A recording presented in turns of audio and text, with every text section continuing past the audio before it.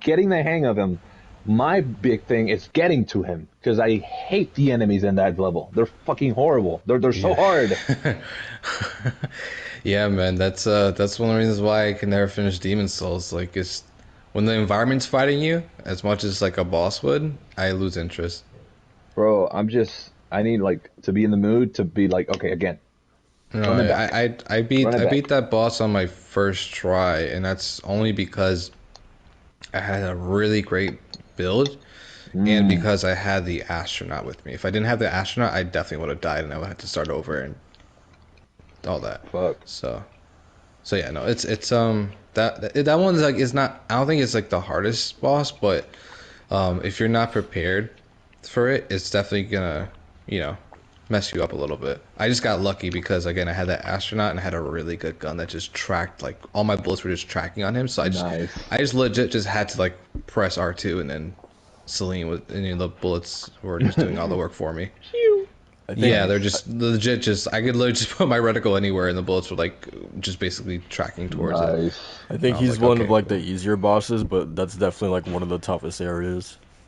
Oh, 100%, man. There he goes. He's finally in. What's up, dude? Yes, sir. Yeah, y'all were talking about Returnal. I had to come in. Oh Drop man, in. the boy with the certificate had to say something. Yeah, right. Bro, the fucking, what do you call it? What's getting me are the big orbs that have like the most insane AoE. And they launch like 7 red rings and you can't, they're so slow, it messes up my timing. Plus I'm underwater. So when I jump to dodge, I just jump towards them and I'm like, what? No! I Yeah, wanted to dodge. those are the first things I kill whenever I saw those. I was, like as soon as I saw this shit, I'm just like, oh fuck you, Fuck you. you're going down. You dying tonight. Because that's the exact same thing where like those red rings, like it's so not intimidating. It's like a visionary, like a visual trick where like you're Yeah. going so fast that even though they're coming at you and it looks fast, it's actually super slow and it fucks you up. Exactly. And you're underwater, so you're slow and fast. Yeah. You know? It's crazy. What was that Matrix demo called? Matrix Unreal Experience. Awaken. It's like Matrix Awakens, I think it is. Oh. Yeah, that's what I was looking for. Okay. Did you guys try it out? Yes. I did not. Yeah, man. Oh, it's very trippy. Yeah. Yeah, Matrix Awakens and Unreal Engine 5 experience. It's real fucking trippy. Like it's, oh my god. Yeah, I guess we could save it. The podcast Yeah. been made. For sure, for sure. Macho, if you want to check out the audio, we just went live. All right, cool. I'll Yeah. do that. And let me know how I sound, Macho. Yeah, I'll let you know. I'll let you know how your Just in case. sexy voice sounds. Well, of course I will. You know how it goes. You know. All right, give me a minute. Yeah. Oh, man.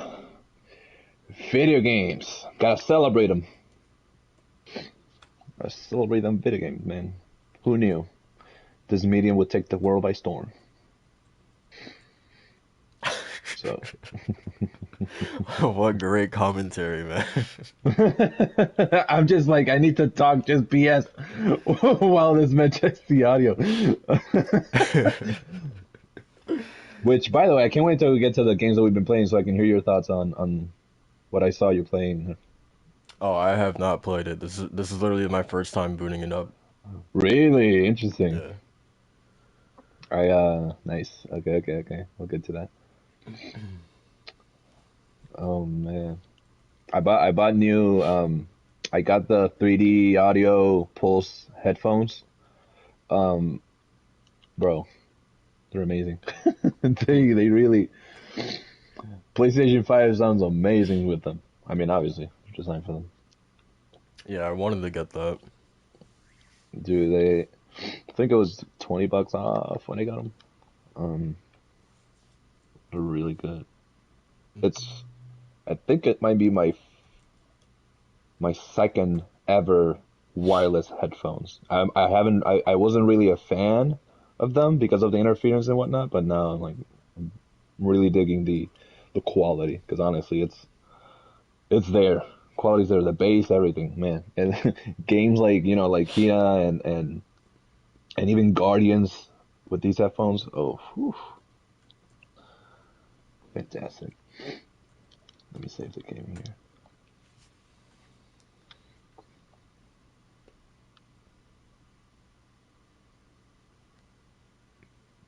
Oh boy. Oh yeah, I forgot Sonic was a thing.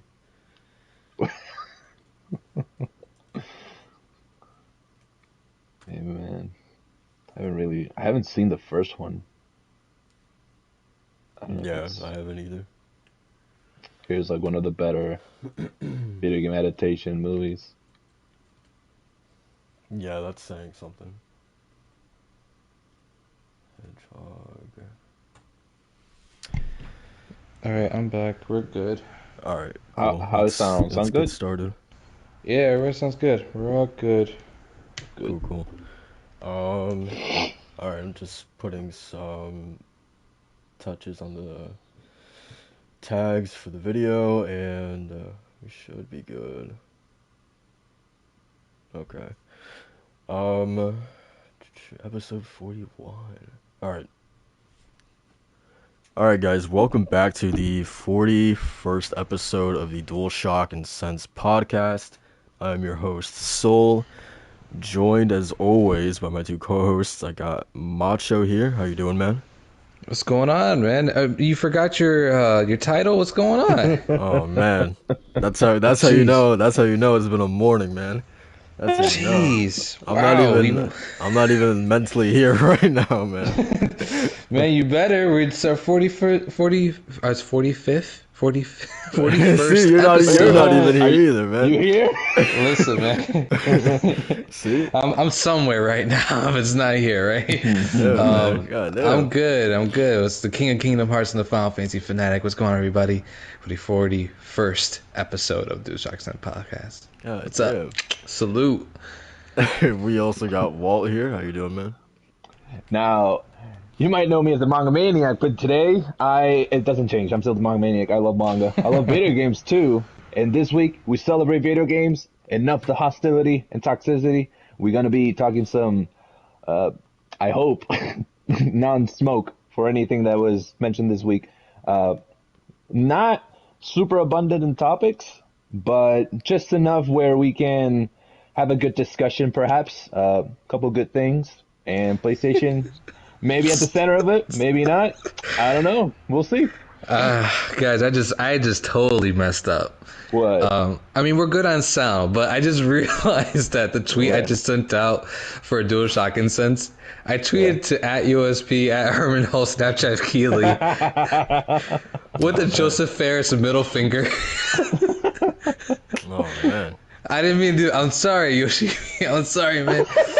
Yo, I usually be that, shoot. I didn't mean to. Oh man, it's all good fun. I apologize, Yeah, but they're not guests or anything. They're not here. There goes our future partnership, man. oh man, shit. Guys, we man, what a start. We have a great show planned for you guys. We're gonna begin the show as always by talking about the games that we've been playing. Does anyone want to kick it off? Yeah, I will. I'm gonna let you know that I got through the. So I don't know if Kina has many bosses. I got through Yeah. this. Okay. I don't know what are the main ones, but I got through Adira last night. I finally beat her, and listen, man. So far, this game, it's mechanically maybe hard in that sense, where the game in and of itself is not necessarily difficult. But I guess playing it on higher difficulty makes it a bit more difficult. But it's honestly not. Oh wow! Look at this guy. Not This as, guy. Well, Kina isn't that hard. Listen, man. As a man that struggles with Returnal, Kina. In this case, so you and I differ because you with Returnal, you beat it, I think, faster than you did Kina. 7 Me? deaths, right? Yeah. Yeah, 7 deaths. Yeah. He has that plaque in his room. Lucky 7. But me, God man, damn, it's too early for this abuse, man. I'm Hey, we're commending you. What are you talking about? Yeah. exactly. All right. But me, man, I see how you guys are moving. but man, let me tell you, Kina, still having a blast with it. Have passed the era. Can't wait to play more. I got to the shrine and put the mask on. For the second or the third area, that's the mountain shrine. Um, so I'm gonna go there now. This week though, couple of things I jumped in just to download and check in and have it set up for future playthroughs. So I'm continuing Ruin King. I'm getting through that story. I got another party member. I think it's 6 party members, and I got my fourth or fifth. Getting through that story, phenomenal. I've played a little bit of FF14, getting through that. Realm Reborn, getting every day a little bit in. Yes, sir. Yes, sir. Which is critically acclaimed, and you can play the free trial now, PlayStation and. Actually, you can't. It's blocked to free players right now. Oh no! I I jumped in to check out Fortnite Chapter 3, where Spider-Man ain't dancing Zumba. He's actually, a bit more, a bit more flexible there. And I decided to re-download FF7 Remake so that I can get through Intergrade, because I haven't. And I have been playing Solar Ash, but that I will say more next week, because so far I don't think I've played enough to where it merits saying what I think about it, because I really, really, really want to hear what Soul is thinking about it as he's playing it currently. However, kick it off either Macho or Soul. I don't know who wants to go next, but so far that's been what I've been playing this week. It's been a little bit of everything. Nothing major, except maybe Solar Ash itself, which I got the other night. But yeah, that's been me so far. And I purchased a game that these two wonderful co-hosts played some time ago, and they praised the heck out of it. And now it's my turn to dip my toes into it and dive into the world of Mass Effect. So I got the Legendary Edition this week, and listen, man, I'm excited. It's been a very sci-fi heavy week. I'm playing Guardians, got Solar Ash, Returnal. I'm not playing Endwalker, but Endwalker came out, and that's half sci-fi, I guess. And then you have freaking, what do you call it? Mass Effect, that's, I think, in the center of sci-fi, just storytelling. So I'm excited, man. I'm pretty excited. But yeah, that's been me this week. Can't wait to talk more about it next week when I get more through these games. Nice. Yeah, I'll go next. For me, really just wait. You said you did you play the Matrix thing? So yes, I actually did. On the day the very moment that they mentioned, oh, it's live now, I started downloading it. And I got through it. Did you get to play it? No, I didn't. Okay, so here's the thing. The filter, I mean, obviously it's a Matrix game, so the filter makes it feel as like a Matrix game, like you're in the Matrix world, virtual world. It definitely, Macho mentioned, before the podcast, it's definitely trippy. It is, no, that was going to turn into a pun, and I don't want that. It's surreal, not unreal. God, I was going to say unreal. It's surreal. Oh, intend your pun, weakling. Come on. It feels unreal, my guy. Listen, it's a technical, more so demonstration. It doesn't feature heavy gameplay. There's a bit of a shooting gallery section, and then you can just roam around the city and kind of just look at like the textures and switch between the filter of looking at the lighting and just the normal textures. You can run around and look at the AI. It doesn't interact, heavily. Like there's no it's not developed. It's simply an engine. It feels like a bare bones engine. That's what it is. The I mean the music is fantastic music. Uh, there's no DualSense. Obviously it's not a full fledged game, so there's no like DualSense like difference in it. You don't feel like adaptive trigger or whatever. It's just rumble. Doesn't take away from the experience. It definitely feels cinematic, but it doesn't feel. There are games that feel cinematic, but they still feel very much like games. This one is a nice balance between a movie and a video game. Because at moments when I was in the shooting gallery section, and I was, I was shooting tires out of cars and so to flip them over, it was so seamless when it went through cutscene to actual gameplay. It very much felt like what game did that?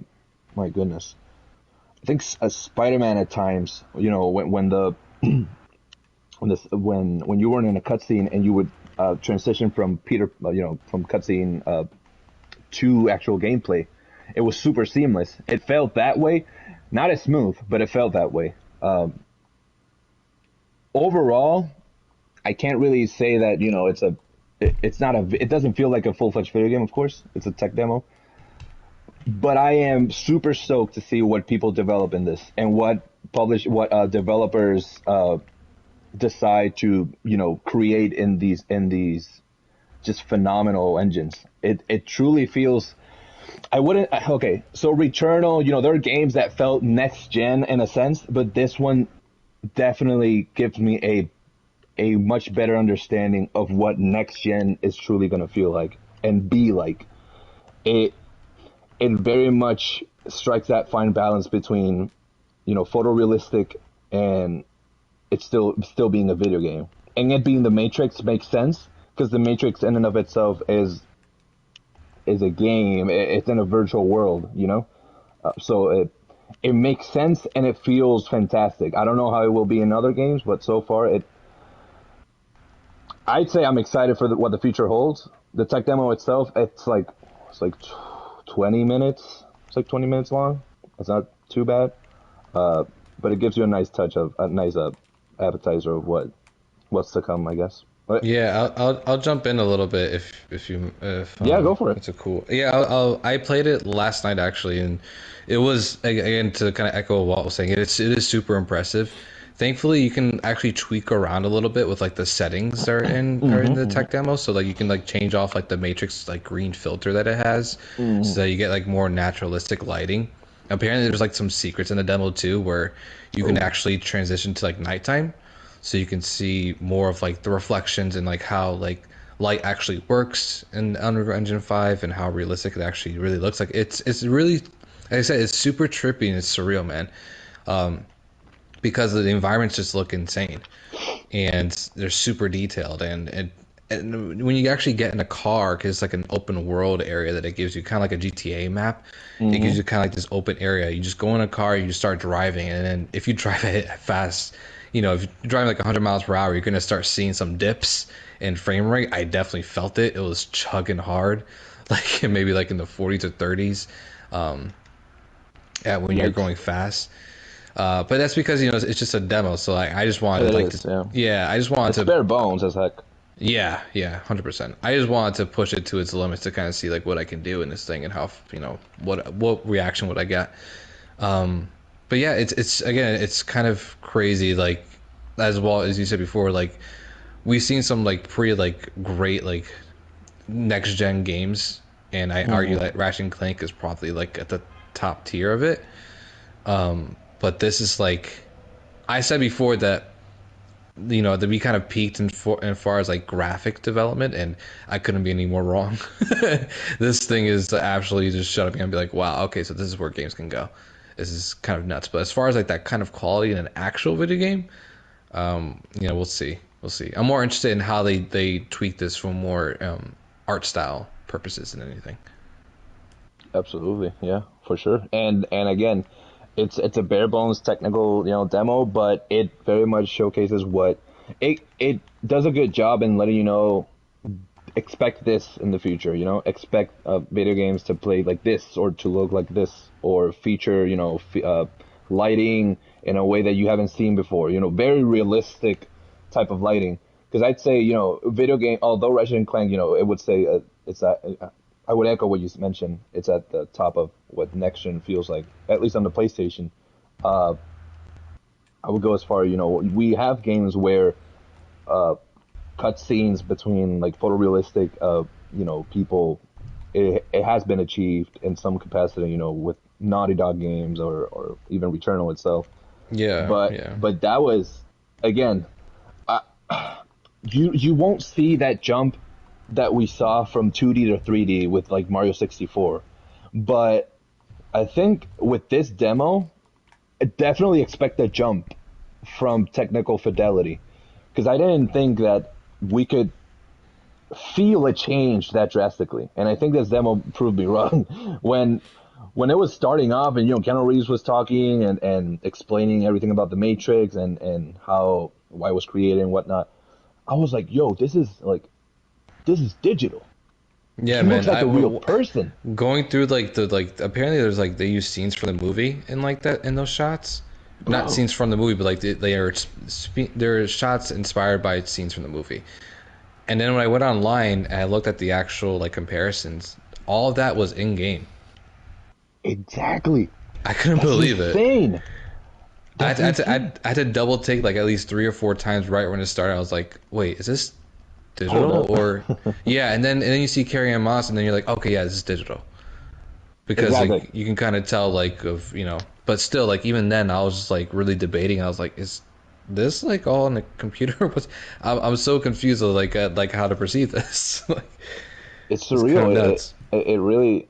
I'm excited to see what it holds and Saul, if you get the chance to try it out, definitely do it. And I mean, play around with it. Yeah, I started. You try to push it. I try to mess around with the with the AI and just the people walking around and just getting in front of them and see how they reacted. And it, although of course they weren't like move out of the way. They weren't saying anything or anything. It didn't feel like they were glitching. They would just stop and look at you. But that felt natural. They would just stop and look at you, and I was like, "Yo, this man like looking at me." They're not like trying to push past you. So in my mind, I'm like imagining how can you push that and like let's say like a GTA 6 or like an open world just video game, a Death Stranding type of deal where you have to cross just massive lands and you have different settlements like like imagine a Fallout or that type of game where it's just open world survival and the AI being this just like living and breathing entity. I'm excited for the future. Yeah, if only GTA 6 would ever come out, but Nah, that's that's the that's the next Kingdom Hearts 3, man. it's like talking about Wukong, just a deity. It doesn't exist. Yeah. What's Yeah, going man. on, Flavis? Oh yeah, we'll definitely talk about Wonder Woman for sure in a little bit later on. But yeah, man, that sounds dope. I definitely. How long did it take you to actually finish it? The action sequence is like maybe 10 minutes, Okay. you know? Yeah, 10 to And 15. then Yeah, and then it literally gives you just like an open world just to kind of go around exploring. So it's really up yeah, to, what you put into it. Oh, yeah. If you mess around for like 10 minutes or whatever and you get tired of it, like, okay, I seen enough. It's cool with that. That's kind of like what I did. And then, that's it. And other people are actually going in and taking screenshots and like really like going to like the little bits and pieces of it and seeing what, they can do. Right. So, For Cool. sure. Yeah, sounds good. Yeah, man. So for me, not much this week. I finished Mafia, Definitive Edition. Yeah, had a really. It's weird because like I had a great time with its narrative, but again, like I talked about, I think in past episodes that the gameplay left a lot to be desired. I don't think I've ever had to play a game with aim assist Mafia Definitive Edition was the first game I've ever had to do that. Even with Turn it up. yeah, I had to, yeah, for real. Even with like Red Dead Redemption 2, like I didn't think like everyone complained about like the gunplay in that game, but like I didn't think it was like, as bad as people were making it out to be. But with this game, definitely I needed that aim assist because I just couldn't aim with that. Um, and then the driving, of course, it sucks, man, because like literally almost every other mission ends with you escaping the cops, and it's just awful, man. It's so bad. Especially getting on a motorcycle, yeah, it's not fun. But again, the story, the characters, it ended in a way I was not expecting, but it totally makes sense, the way it ended. I love when characters have to deal with the consequences of their actions, and that's exactly what happened here. Um, and yeah, it was a great ending. I really really enjoyed the characters. I don't know when I'll get to Mafia 2, but that I definitely do want to play it at some point. Um, so yeah, Oh, do it for sure. For sure. That's the first one I played. I haven't played one. Now you're making me want to play one for the story because I want to fill in the gaps from some things from two and three because I played two and three. I'd say out of the two is like I think one of the most highly praised out of the trilogy, uh, especially with the main character and the story. I can't wait to hear your thoughts if you get to play to two, and then to three we'll get to that. That's another can of worms. yeah, yeah, for sure. Um, Yeah, so that was Mafia, and then Solar Ash. I just literally booted it up for this podcast. Um, Immediately, the movement is awesome. Just like the pathless. Um, so that's literally all that I can really say about it. Prime commentary. Hey man, that's all I got so far. Yeah, I man. love the art style, for sure. Mm. Especially the transitions between some scenes is really really cool. Um, but yeah, man, this game so far, only playing it for what, like 20 minutes, and so far it just reaffirms my love for anything that Annapurna puts out. Mm. They're a really, really good publisher. They know what to put their name behind, except for 12 minutes. But they know what to put their name behind, and Amen. yeah, that's why I love their games. That's why I like they're honestly like one of my favorite publishers in gaming right now. Um, yeah, they're really great. But yeah, man, I'm excited to get more into this. And yeah, that's pretty much all I have to say about Solar Ash. Masha, what about you? What have you been playing? Well, on top of the Unreal Engine 5 demo with the Matrix Awakens, honestly, the whole week has been Final Fantasy 14, whether I get in or not. As some of you guys probably have heard, like the logging queue times is absolutely ridiculous. So like they already talked about like how they're gonna fix it and like what people should do and all that kind of stuff to avoid like waiting 45 minutes to close to 2 to 3 hours just getting into the game. And that's really just getting up early and not going into the peak times, which is exactly what I did today. Because every time I come home from work, if I'm not coming home from work like around 3 or 3:30, then if I try to get in like after like my workout or whatever the case may be, or making dinner, whatever, like if I try to get in like at 5 or 5:30, I'm not getting in.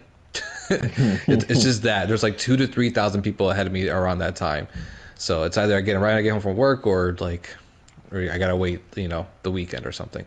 But the times I was able to get in this week, I put in a ton of time into Final Fantasy 14 Endwalker, and it's incredible, honestly. I think it starts out a bit slow, but for its benefit, because since it's like kind of like a wrap up of an 11-year arc story, it gives you a lot of time with the characters and like the new places and kind of learning the culture and learning kind of just the whole new environment and how it's shaped into the story and everything else. So I'm loving it. I think it's great. I've seen a couple people say it's a little too slow for them, or some people were saying that it goes a little bit too fast. So I think it's absolutely up to your prerogative whether you like the kind of storytelling that's very character focused. But overall, I'm like really enjoying it. I'm getting to the part where I actually got to the moon.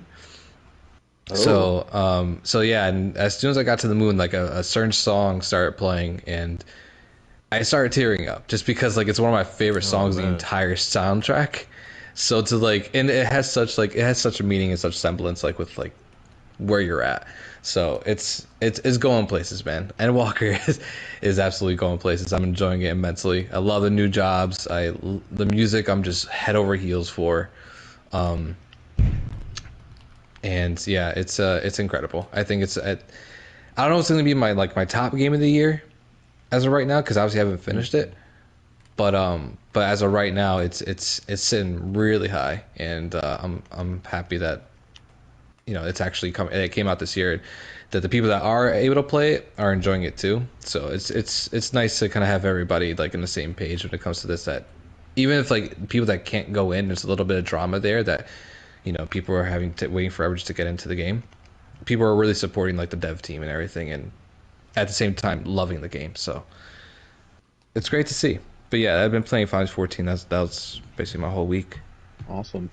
Nice, Dude, nice. And shout out to you mentioned Endwalker. Shout out to Mika Burton. She tweeted out how she finished Endwalker and just absolutely praises the heck out of it and expresses very much what you're saying. How this MMO truly has meant so much to so many people for the last 11 years, and how it's essentially quality in terms of what you look in an MMO and exactly what an MMO needs, and in terms of its support and Oh my God, dude, this game, Yeah. this game's art style is insane, dude. As I'm saying it, I was seeing Soul. He just beat the first boss, but oh my God, he's experiencing what I experienced, and I love to see it. God, it's reminiscent of. Have you guys ever played Grease? Yeah. Yeah. I haven't played it, but I know what it is. Yeah. Yeah, it's like that good, man. God damn. Okay, sorry. Continue. No, you're good. You're good. And I just it further reinforces the idea that I will get through FF14. I will get to Endwalker. You have to. You have to. I think I owe it to myself as someone that I am very much a fan of Final Fantasy. Not to the of course I'm not that deep like Macho is, but I am. My first Final Fantasy being Final Fantasy X, and the way that it captured me in every Final Fantasy since then, I haven't had a bad time with that franchise at all, and it's really been one of the highlights of just video games in general.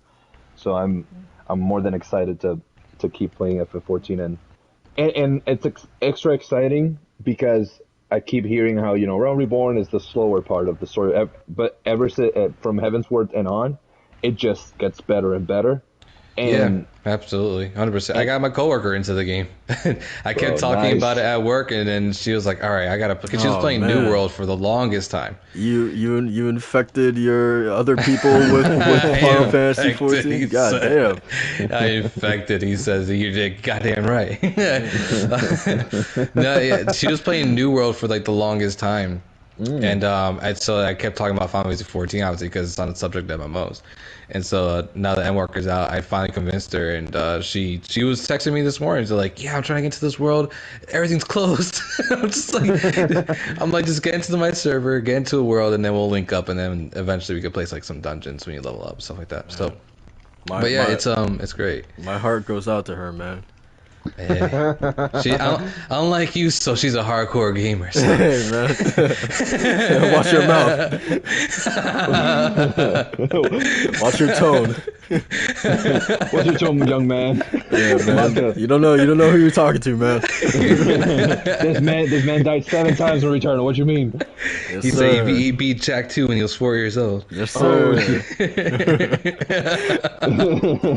Bro, like that. Oh, go ahead. No, go ahead. Oh, I was gonna say it's like Black Bond saying that he like beat Mega Man in the womb or something. But no, yeah, it's Final Fantasy 14. Yeah, well, get on it, man. It's next to Final Fantasy 7 remake. I think this is probably like one of the best written Final Fantasy stories. Oh, bro, in terms of dialogue and everything. And the thing is, like, a lot of people were on the high of Shadowbringers, which was like a freaking roller coaster ride, and yeah, and I will say too, like after maybe like the post patches for Realm Reborn, that's where it gets really crazy, and it's like a nonstop roller coaster ride. And Shadowbringers like basically takes you into Superman territory where you're just going straight down. Damn. But Endwalker, it gradually just goes back up again, and it takes its time, and it's allowing you to, it's building that tension, it's allowing you to like really feel for everything that's going on, and that's what I appreciate the most about it. It's not just a rush of like, kind of like how Infinity War was, and where like it just felt like a nonstop like roller coaster, and then Endgame kind of slowed things down a little bit. It's a little similar to that, where it's a lot more character building, a lot more like we have to kind of like build ourselves back up after like the craziness that just happened, kind of thing. So it's kind of the same kind of vibe that I'm getting, but nonetheless thoroughly enjoying. Heck yeah, man. Yeah. Love to hear it. I'm excited that I'm investing time well. I'm investing time well with playing FF14. Your conversion of people to FF14 very much is similar to how I try to not do it as much because I understand the commitment. But You make me sound like a cult leader, man. back in the day, I used to be very much try to convince people to watch One Piece, and I got a lot of people to watch it, which are now fans, and I'm happy. I feel like I achieved something, very very good. They went from I don't like the whole stretchy power thing to like I'm 600 episodes in, and I'm like good on you. I don't like the stretchy power thing. Yeah, no, legit. But yeah, man, you did good. You're bringing more people into the fray. It's your fault that the queue is so high. You get all these people to play, Yeah, the campaign worked. You're doing Square Enix's work for them, man. Yeah, man. Yeah. Hey, man, they got Forspoken to focus on and other stuff. And for free, man. What's going on? You should charge them. Yeah, instead I'm paying them, right? That's how that works. Man, that's messed up. That's how that works, man. That toy animation debacle where it's like, yeah, you promote us, but then we take 150 videos of your channel down. Yeah. It's like, okay. You know what's crazy about that, Soul? You know what? I'm not even mad about it. They horn you out, man. That's what it is. And you're okay with it. You're just satisfied. Yeah, man. Absolutely. God Absolutely. Legs open, everything. Oh, See, whoa. Hey, yo, this is a family-friendly show, man. What are you trying to imply? I say my legs are open for the jump shot, man. What are you talking about? Hey, Man. pause. Yeah, man. Relax. We gotta move on. I gotta save this podcast now. God Bro, damn. Flav is talking about Sanji being sus. I don't know if it's Sanji being sus, and now I think someone else is being sus. Anyway, moving on. Guys, did you see that Sony acquired another studio yesterday? Yes, Yeah, sir. man. Herman Host loves to drop bombs, doesn't he? Man, I was at the mall getting some Chinese food when this happened. I looked at my phone, I saw who it was, I put my phone away and continued on my day. No, but in all seriousness, Herman Host announced yesterday that PlayStation has acquired its, I think, sixth studio in the calendar year, right? Is it sixth Something or along those fifth? lines. Benji Sales has like that's a tweet that lists all the acquisitions they did this year. Yeah, so it's Housemarque, Blue Point, Fabric Games, Fire Sprite, Nixus, and now Valkyrie Entertainment. Yep. Yeah, so they announced that they have acquired Valkyrie Entertainment. They're based in Seattle, which is very Convenient much for them. yeah, which is very much like sort of like LA, like the California region, like a hub for game developers, because that's like where Microsoft is, and then of course that's Sucker Punch, that's where they are. So yeah, Valkyrie is pretty much a support studio, going to be very much in the same vein of like a Malaysia or PlayStation Malaysia studio, or VGSA, I think that's their name.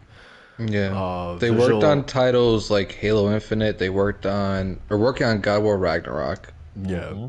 They did the original. They did God of War 2018 as well, and a couple of other like really high profile titles. They done Valorant to League of Legends, including.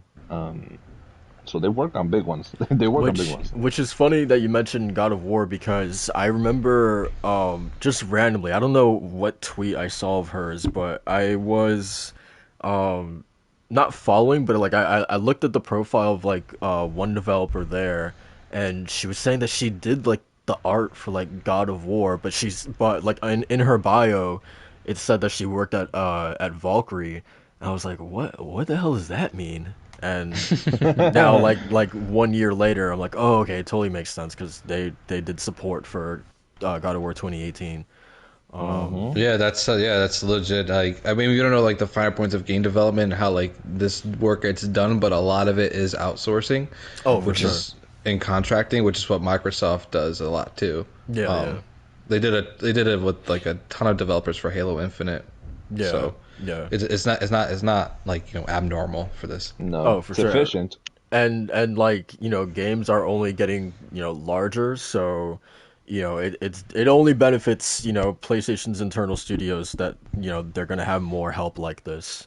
I mean, you look at like all of the PlayStation developers on Twitter who were like reacting to this news, and it was nothing but like positivity.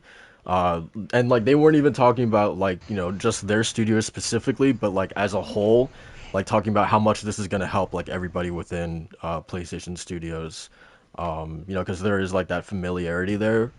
Hmm. So yeah, it's seems like it's going to be a great thing for them, especially again like with how complicated and how much more expensive and larger these games are getting. The more sort of like in-house help you can get, the better, I guess. 100%. Yeah. Um, But yeah, man. Do you guys ever expect this team to maybe branch off into like a little Pixel Opus like size team to like make a little game of themselves, or do you think they're strictly like always going to be just support?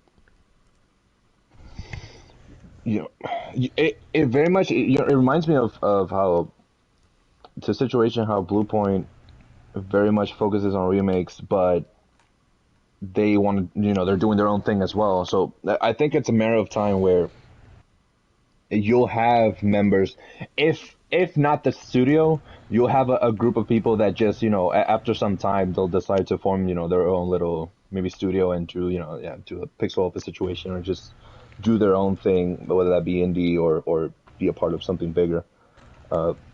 I think it's always great to see the sprouting of new groups and new studios and just new IPs and or new passion projects. Uh, I would expect it to see, and I would be delighted to see that in this case even more so because they have quite a repertoire behind them in terms of what they worked on, and the experience is definitely there. And now with Sony being able to chip in more and have a more hands-on dynamic with them and having more direct access to whether that be Sony's already large cast of studios and developers. This is nothing but positive. Like you mentioned, people reacted positively because that's all this really screams so far. The only way you can antagonize this is you know the, trivially. There's no real downside to this acquisition. I'm excited if they do their own thing, but right now I'm just happy that Sony saw the potential and made the right move, just like they've done this year with other studios. What about you, Macho? Yeah, I don't think we'll see like a game from them necessarily. I Yeah, think I what agree. it what it really does is that it allows more people on the playing field. So instead of just getting ideas from people from Naughty Dog or just getting people ideas from people from Santa Monica, you now have ideas from people that are in this new development team that can brainstorm and work on new IP for PlayStation, which is what they're looking for. They're hungry for new experiences. They're hungry for new ways to tell a story. And if this group can do that while using the resources of everything that PlayStation has, then it's a win-win for everybody. So I think it's more of just not just in a way of just bringing in a support studio to help on the established IP. I think it's Hmm. bringing us a support studio to bring in new IP, Yeah, not necessarily to be made by to be for them to be the lead developer on a new game, but to just grow the ideas. So yeah, more minds, and the more the merrier in this case. Especially because, as you mentioned, so games are only getting bigger. You're gonna need all the support you can. and this is just better, more hands on deck, and you get more help, and you get more input, uh, more pitches, more creativity, more Yeah, flexibility. just different ways to develop, right? Like, Yeah. like imagine, if this group has an idea or have ideas for improving how God of War feels, or like maybe enhancing this certain moment, then that's thanks to them, you know. Exactly. So Yeah. Yeah. It's definitely like an interesting like it because it feels like it's definitely like a doubling down on like an investment in the first party studios themselves with like it's just interesting seeing that like this isn't like a From Software acquisition or something along those lines. Like it's this is now the second support studio that has been um is it the second well, the Malaysia studio, I think it was built in like 2019 or whatever. But it's like, yeah, you're seeing not only the visual arts service group, but now Malaysia studio, and now Valkyrie Entertainment joining PlayStation. So it's like, yeah, it's interesting that PlayStation is like on top of the Housemarque and the Blue Points. They're also like, we also need these support teams to kind of like join with us as well as the other ones. So yeah, it's definitely interesting that they're doubling down on that. Um, but yeah, yeah, so that is that. I guess we can go ahead and move into the Game Awards. The Game Awards 2021 happened on Thursday. well, actually, let's touch on the Uncharted collection first before we do that, since that's a smaller topic too. Okay, do you want to take that one away? Because I don't know what's happening with this.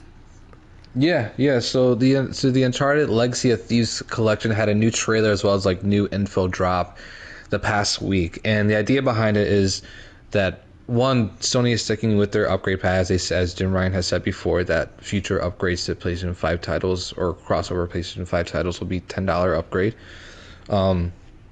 This one's priced at $50 for both the Lost Legacy, with Uncharted Lost Legacy and Uncharted 4 at Thief's End. In this like remastered bundle, I don't know why they call it a remaster. It's kind of odd. I feel like it's a definition for a remaster, but I don't know. Maybe it's just a marketing term. I don't know. But it includes like a 4K visual fidelity mode that has 30 FPS. It has performance mode, obviously, which is like upscaled 4K at 60 frames per second. And for as far as I know, the first PlayStation first party title to have 120 FPS mode at 1080p resolution. So That's cool.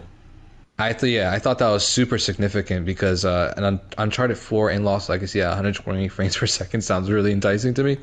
I would love to kind of experience that on a huge screen TV. And the whole kind of, obviously that's all like all the great stuff, and of course it enhances with the DualSense and the adaptive triggers and haptic feedback and all that. The drama that comes in all this is obviously the $10 upgrade. People were still huffing and puffing about this, even though it's been kind of like done and dirty already. And the other part of it is that PlayStation actually delisted the original Uncharted 4 and Lost Legacy, so you can't buy them separately on the PSN store. You just have to get like the digital bundle that's like $40, and then the upgrade's $10. So in some way, shape, or form, digital people are paying $50 for this. I will say too that if you're thinking about getting this upgrade like I am, just want to pay the $10 upgrade, you could probably pick up like a physical copy of Uncharted 4 and Lost Legacy for like $10 at like Target, Walmart, or GameStop. Like that sounds like a win-win for me. But I'll see how I'm feeling that month. In any case, I want to get you guys kind of feedback on this whole upgrade debacle, I guess, or the fact that PlayStation kind of delisted these games to more or less, make their money, so to speak. What do you guys think about it? Well, you want to hop in? Listen, man. In terms of the debacle itself, I see how business-wise it'll work, but is it the right thing to do? Is that something that we?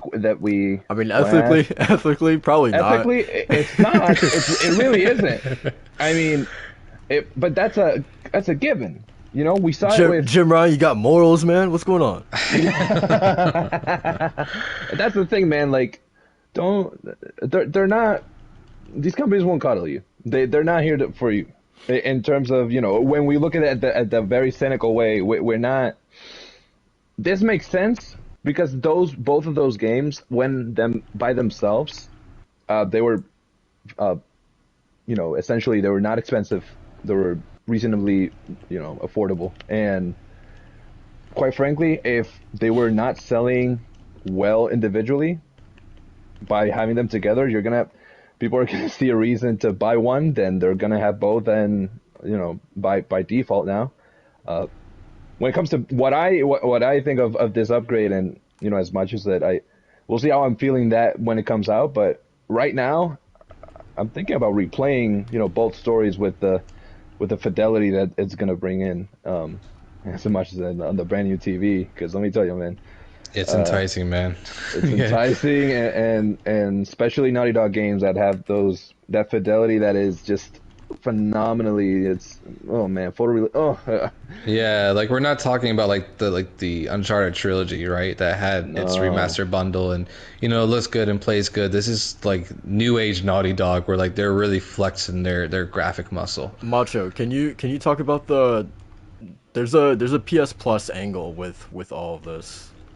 So like apparently if you I don't know, when did Uncharted 4 come to PS Plus at some point? It's on the PS Plus collection for PS5 users. Oh, gotcha. Okay, so if you own that version, then you're not allowed to. Then you have to basically like rebuy the game, then, right? Yeah. Yep. Okay. But the thing is, you can't even really rebuy it because it got delisted. Yeah, you can only like redeem it, quote unquote. Yeah, that's the part I'm raising my eyebrow at. Like, okay, y'all really gonna take this away, like people's option from buying this in the store?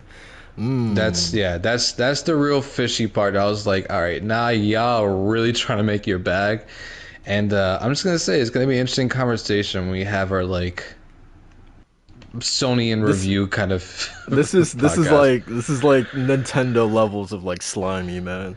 It is. It is. Yeah, and the thing is like it's again it's coupling the good with the bad, which is something the PlayStation's done like all year. And Nicholas Downey from LordsOfGaming.net had a really good observation on this, where like the reason why Sony's like really fumbling the bag here in terms of just upgrades and why they're making him paid and all that stuff is because they were unprepared.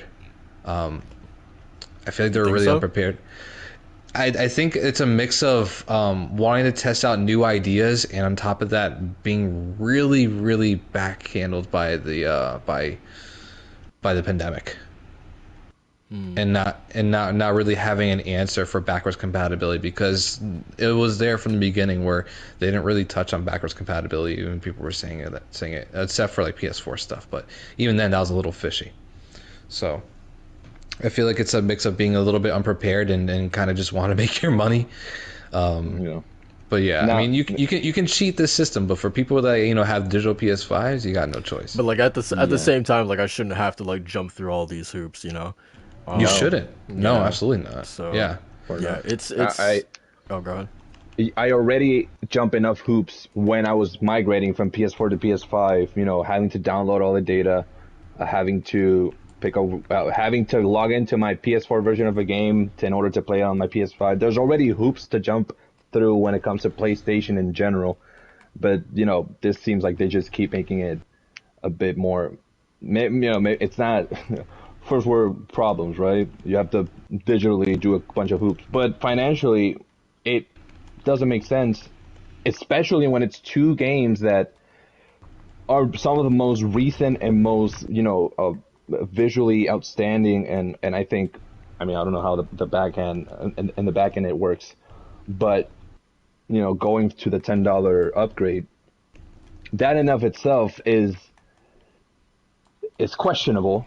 And now making you have to buy the bundle and then taking it, delisting it that way, it very much, if people didn't need the upgrade, if people just wanted to play the old version, they didn't care for the upgrade, just, they could have made those two separate versions. But as you mentioned with the PS Plus angle, seems like that wasn't even the case, because they had to repurchase it if they wanted to get the more enhanced version. But what if I didn't want that one? What if I No, just yeah, wanted the old one? that's what I try to do. Like, as soon as this thing, had its price point and a date, which was like January, like late January, something like that, I went onto the store to see, like, oh, let me see how much is Uncharted 4 or Lost Legacy is digitally. I'll just pick it up then and then get the upgrade.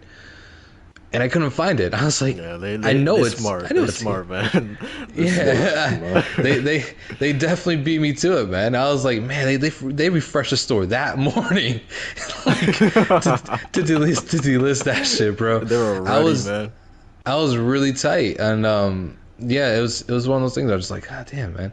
But it's kind of that was super slimy. But as far as like the $10 upgrade, I've been lenient on it, and that's mostly because I really do see like the fact that including DualSense controls and DualSense compatibility will take work.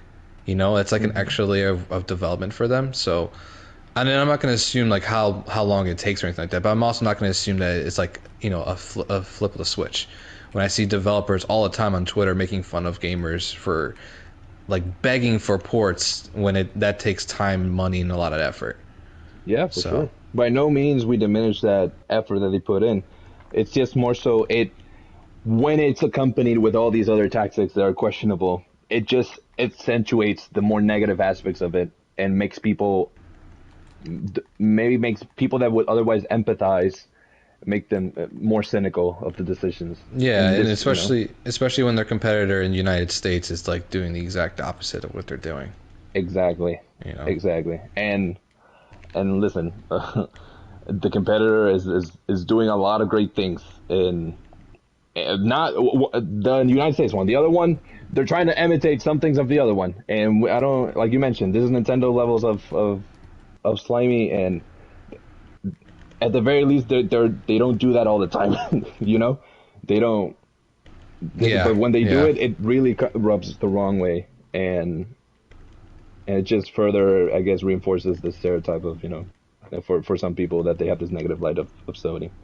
Because when they do some shitty, they do them shitty. They do the shitty, Yeah, it's kind of it's baffling, but yeah, other than that, I think the collection, obviously, it's really cool. Honestly, it has like a lot of great enhancements, but as far as day one, and again, we'll see how I'm feeling that month, man. Horizon is close by, and Elden Ring, I don't know. Woo. So busy. Yeah, but yeah, man, that's gonna do it for the Uncharted collection. Let's get into the Game Awards.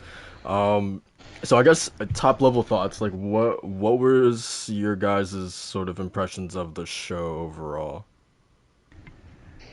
Go ahead, Macho. sorry, I just got a really great text message saying my Final Fantasy 14 package came in. Let's go, baby! We're getting the collectibles today. I'm excited. Whoa! What did you think about the game? This ball buster Jake, man. No, I'm sorry. Go for it. Yeah. No, you lost your privileges, man. Come on. Oh, why are you taking my apple juice for, Jake? Come on, man. No, so top level thoughts of the Game Awards. Immediately the first thing comes to mind, way too long. I'm not here for a Lord of the Rings epic movie. I'm here to watch some people get recognition for their work and for cool announcements. And a lot of it, and I actually tweeted this out too, that I felt like I was watching a 2-hour movie where I couldn't skip the 30-second ads. And overall, like I did enjoy it for the announcements. I enjoyed like seeing some people getting their roses, but other than that, yeah, it was just way too long. And there's a lot of other issues I had with it, but I guess we can get more into that as we talk more. But so far, I thought it was good, but yeah, I feel like there's a lot of boring parts as well. Well, what about you? I echo a lot of that, and I enjoyed the good parts it had. For me, I thoroughly enjoyed. However, they were not few, but they were far in between because of all the advertisements and whatnot, which I understand.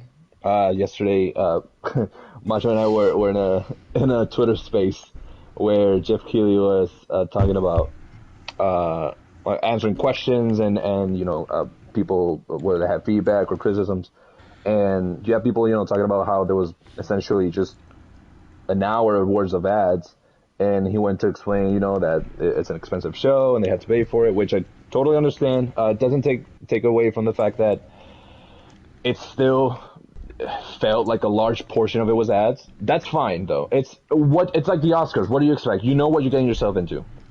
For me, it was more so the celebration of games. I love seeing everyone excited. Love seeing the developers get their awards and their recognition, and I love seeing the live performances. That was a treat. Uh, Overall, I had a good time. But I knew what I was getting myself into. I wasn't let down like many people were expecting. Just because when you have someone say expect for Elden Ring level There we announcements, go. Yep. that's you're gonna set expectations that you yourself are setting up yourself for failure, and you cannot. That's not healthy. Expectations are absolutely not healthy, like at all. We're going back to Cyberpunk, baby. Expectations are not healthy. Let me tell you, and this is in anything, man. Movies, video games, just but awards, man. When you know that your event is built upon, you know, not the people. It is very much, advertisements and investors and want all this. Uh, don't these? It's not healthy. Expectations. I am so against them. Hype can kill a great event. Hype can kill a great game. Hype can be as a double-edged sword, because hype is very much the hit or miss of a feeling that you can have. It can either elevate a video game beyond what it was supposed to be when it comes out, or it can completely obliterate a video game because you're building upon already. Like, think about when God of War was announced for the first time, when Last of Us 2 was announced for the first time, when you had all these mammoths, but and Elden Ring was announced, there was a whole year of nothing. It won most anticipated 2 times. How are you comparing that, and how are you hyping it up by comparing it to something as expected as that? You're already setting yourself up for failure. So that's why I think there could have been potential, like announcements that rivaled that, but at the same time, I think the ones that he was expecting, like I think he thought the Matrix Awakens demo was on the level of that. I think he thinks the Alan Wake 2, the Star Wars Eclipse thing, like I think all of those Wonder Woman. yeah, in his mind, yeah, he those were he Elden probably Ring. thought that those were like on that level. Clearly But they're that's the not, thing. but I But don't know. but but that's a huge thing, right? Because in hindsight, you can kind of justify. Oh yeah, he like you mentioned, yeah, the Matrix thing or the Wonder Woman. But again, I get it because you're getting more people tuning in to the show, but you're running the risk of if it's not what you said it was, which a lot of people should expect it not to be. He's just hyping it up, and I like hype, but I know how to control my hype now. I, I've learned. I think it's just that he honestly just believed that like in his No, I mind think that so too. yeah, like Yeah. I don't think it was like anything like malicious or like No, ill not at intent. all. Like It's he not was just trying to malicious. get people like like I don't know, wrongfully like hyped about it. But No, for so sure. so like my quick thoughts on it is that like so I saw before the show that he said that it was going to be 3 hours and 30 minutes, and I said, God bless anyone who watches this. Yep. Yeah, because and I feel like, man, we go through this every single year. It's another boy who cries wolf situation. The same people who make angry YouTube videos afterwards with like, what the hell was that? Are the same people who did that last year, or the same people who did that the year before. It's like you guys are falling for it time and time again and getting disappointed time and time again, man. Like I feel like we've had like what, like six or probably less than that, like four of these shows, since what, like maybe 2016 or for Game Awards? Yeah, when did this thing like No, when? I think they've been going for a while, I but think this is like the seventh or eighth, right? Right. When they were like rebranded into like the VGAs, I think that it probably started in like 2015 or 14, I want to I think say. it's 20. I mean, when I search up compilation videos, I do this. I look up cringe compilation videos because they're funny, all right? The earliest one I saw was 2015. Okay. But I think 2014, because I remember that was the year that Dragon Age won, and yeah. Anyway, but yeah, my point Why do is you that remember that? because that was like in Jason Schreier's article about Anthem, and like what that was like a big moment for BioWare, because like when they won that award, they were like, oh fuck, like this isn't Ah, because it was like to them it was like, okay, like the shitty development of Inquisition, like it at the end it worked, and that was only like going to like further encourage like bad work habits.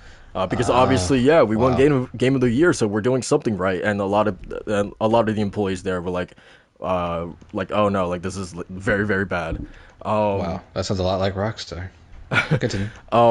Yeah. So my point is that like, yeah, this thing has been going on in this form since like 2014, and so like I feel like we should know by now exactly what this thing is. You Yeah, know, 100%. so that's why I don't watch these things anymore. I'm totally okay with like checking out who the winners and the announcements are afterwards, and I'm glad that I did it for this, especially knowing that the 4 or 5 Elden Ring level announcements were things that I mostly personally didn't care about. So yeah, that's sort of my big takeaway. Again, Yeah, for sure. I'm super appreciative that he does stuff like this, or that he could put on a show like this. I think Jeff Keighley is probably like the only one who can. Um, but yeah, I don't know, man. It's tough. Um, Yeah, Yeah. I'll chime in real quick on kind of elaborating here. Since we're kind of talking about that. I understand. Like, I have like at least a good viewpoint on like producing a show because I've done it in graduate school. So, and obviously it was on a much smaller scale. No budget or anything. It's all student ran. But regardless, like I know like how stressful and anxiety inducing producing a show can be, and just to have everything flow as well as it did during the Game Awards show is no short of magic. So like I completely commend like all the millions of things happening behind the scenes to make that show run the way it does. And for it to be flawless, not flawless, but for it to at least be as flawless as it can be, and not be, and really I didn't detect any cringe really during this show. oh So no, I I detect it. got some smoke. I got some smoke for actually, Shang-Chi. The yeah, Simu, Simulu, that yeah, was Simulu. cringy as hell, man. Actually, no, you're right. I totally forgot about that. I blocked that in my head.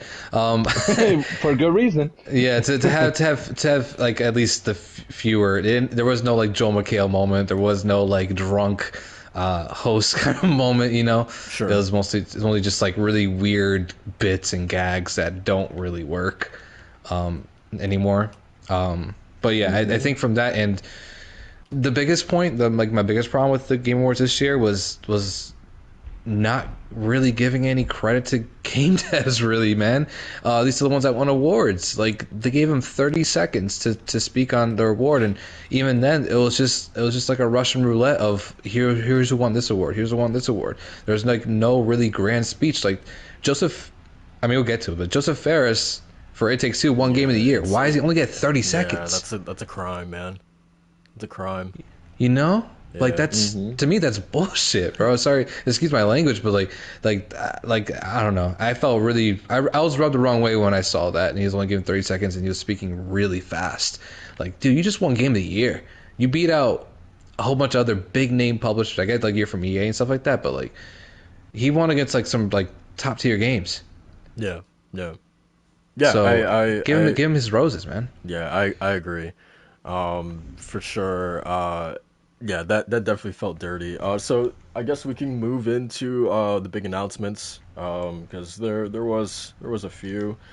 Um, So, I am looking at digital trends right now, and what do you know? The first thing that they have here is Sonic Frontiers, man. Let's go, baby. Man, what will Open Sonic world. fans learn? What will Sonic fans learn, man? I'm sorry. We had him on the podcast. Chat, the Smash Bros. Brother, he loves Sonic. He unapologetically loves Sonic. I love you, bro.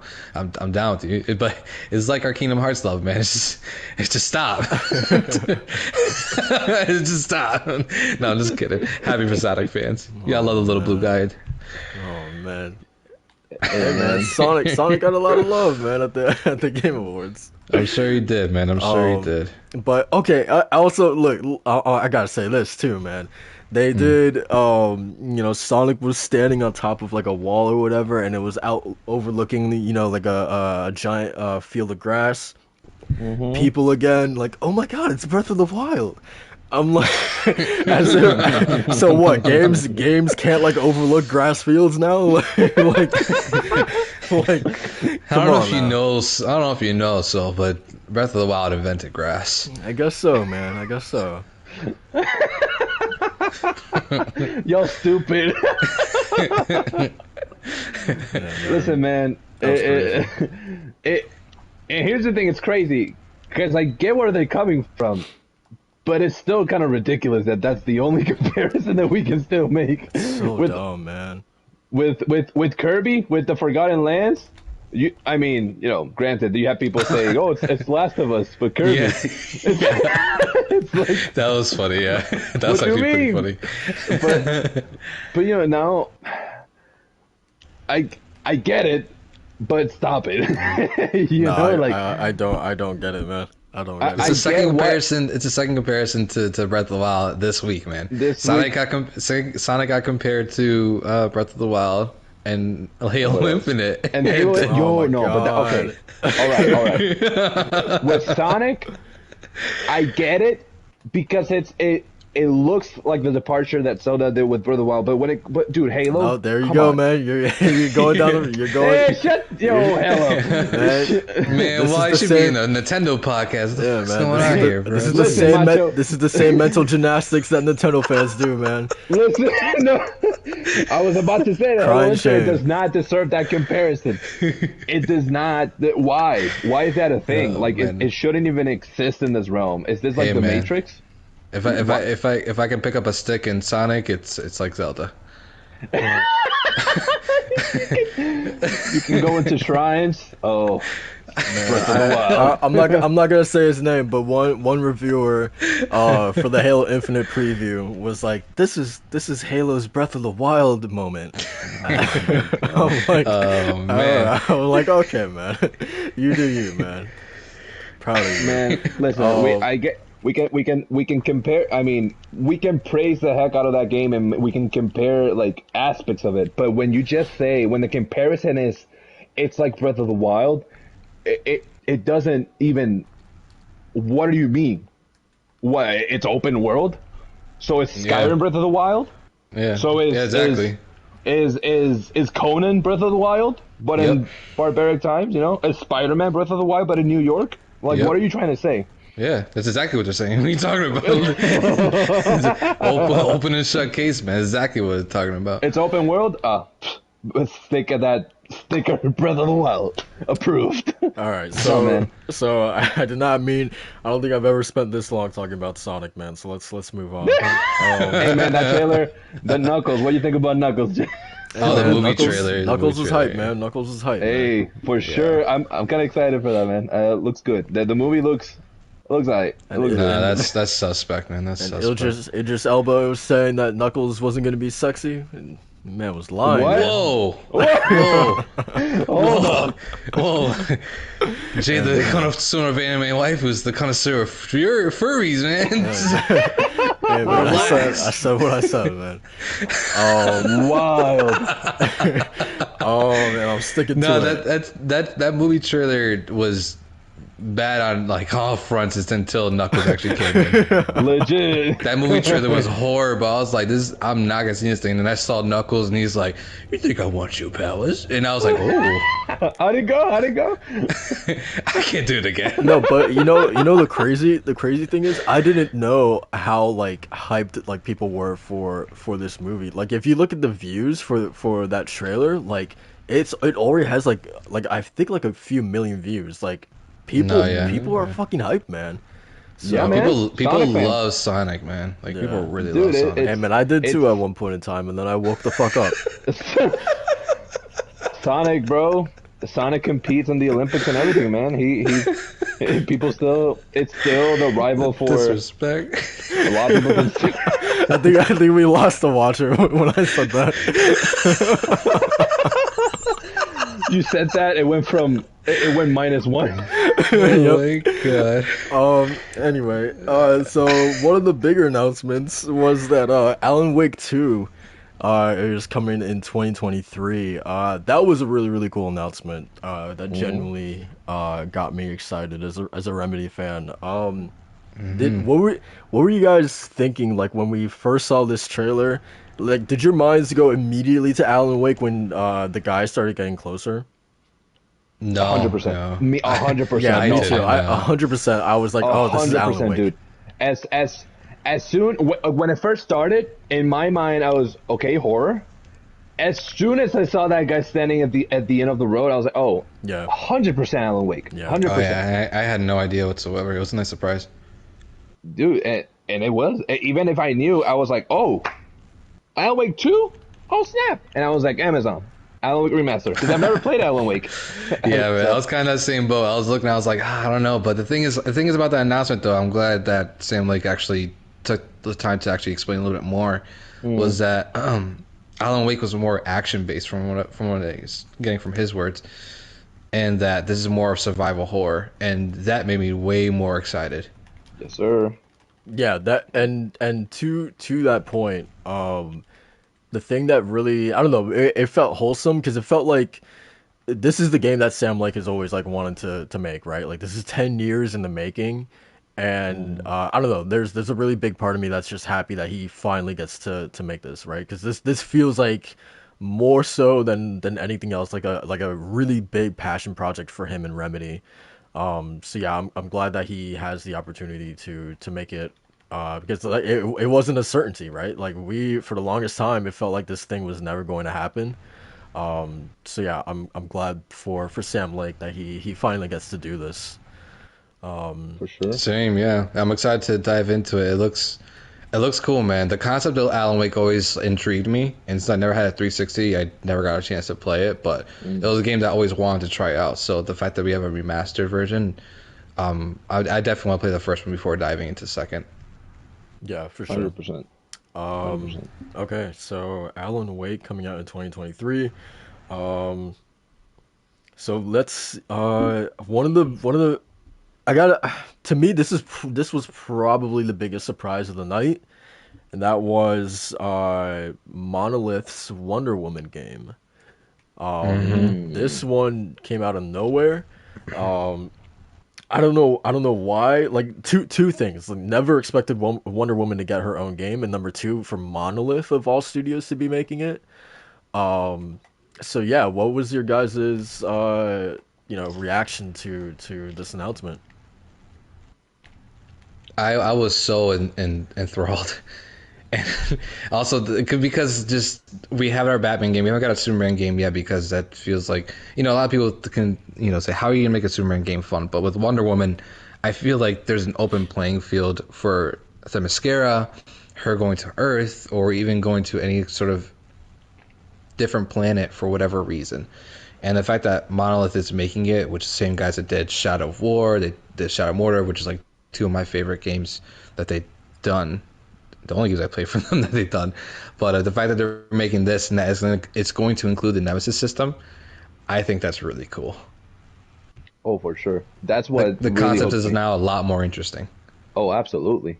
At first, I mean, I had a blast just imagining like what could they do, and And to a similar vein of you, Marshall, I imagine, that she has a lot more flexibility in terms of where she can be located and how big is this world going to be. And now with the Nemesis system, it very much opens up so many doors in terms of approach for the open world itself. Like, where is it going to be? What are we going to be facing? There's so many kinds of enemies in DC universe that, honestly, there's no limits.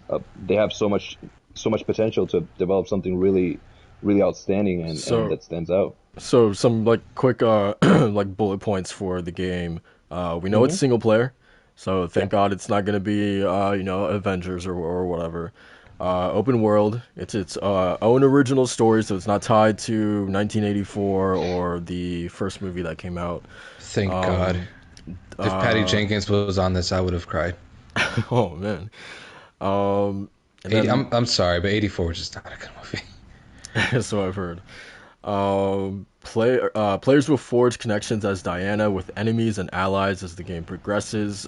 This is utilizing the Nemesis system, so that's very interesting. I'm curious to see how that's gonna work with Wonder Woman. I'm assuming once you when you're on her planet, more so that will make sense. Especially as you fight probably like various Amazonians and whatever, but on Earth, I'm curious to see how that's gonna be. Are you gonna like is Jim from like McDonald's gonna like shit talk you or whatever? So, yeah, I'm very curious to see how what form that's gonna take.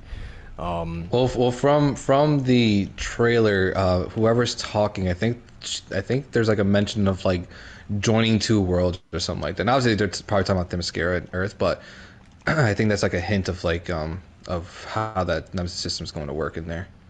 Yeah, for sure. Gameplay wise, I think, I said earlier that Monolith was the team I would have never expected to make this, but their pedigree with Shadow of War, I'm like, oh yeah, I can definitely see, a Wonder Woman game by them, especially with the games that they've created in the past. So, combat wise, I'm really excited for this game. Good point. Yeah, good point. Yeah, And They're gonna go the distance with like every arsenal she has. I'm really excited for that and for the costume that she'll have because she has a whole bunch of really dope costumes. Oh yeah, of course you are. Oh, stop it! Stop it! I'm just saying, man. I'm just saying, man. Look at that outfit. Look at that outfit you had Aloy running around in. Man, this man acting like I got her in a bathing suit or something. The same thing's bro. Pretty damn close, man. Yeah, Anyway. No, I'm excited for the performances because with Shadow of War, and the enemies really stand out. Every single one of them. They all have personalities and different motivations depending on how the encounters go. Whether you kill them, spare them, or if they come back from the dead and they're back for revenge. So I'm excited to see how different each enemy is gonna feel and what's gonna make them come back. And how powerful are they gonna be? How is it gonna evolve? I'm excited for that. I'm excited to see how the world evolves as you progress through it, because that's a big thing with the Nemesis system is this hierarchy of enemies that it's constantly changing. It's always fluctuating. You have grunts becoming generals becoming grunts. You have the big bosses just returning and later on in the video game as stronger foes. So I'm excited for this, man. I'm excited. And with Wonder Woman, let me tell you, man, a lot of things you can do with her. She has a large arsenal of moves and abilities that you can play around with and outfits. And she looks cool too, man. She looks really cool in that reveal trailer. She really does. She doesn't look cheesy, she's like I love like her character design and what they do, because obviously it's gonna vary from like cartoon to cartoon and stuff like that, or even like a game per se. But I think her design in this game looks really good. Looks dope. It's interesting how with video games and superheroes specifically, you see a lot of these characters be designed in a way that doesn't stray too much from their cinematic counterparts, because they really try to capture whatever it is that either the movies or the shows did or other video games, like the Guardians game. You know, you watch the movies, you're gonna get that energy in Guardians. Marvel's Avengers, it's Marvel's Avengers. With this one is, I really hope that they really strike that fine balance with Diana and her, both her, you know, superhero, identity and her more human identity. So excited for that. Yeah, for sure. Yeah, I'm excited to see. We didn't get any like a sort of idea at like a release date or a release window for this.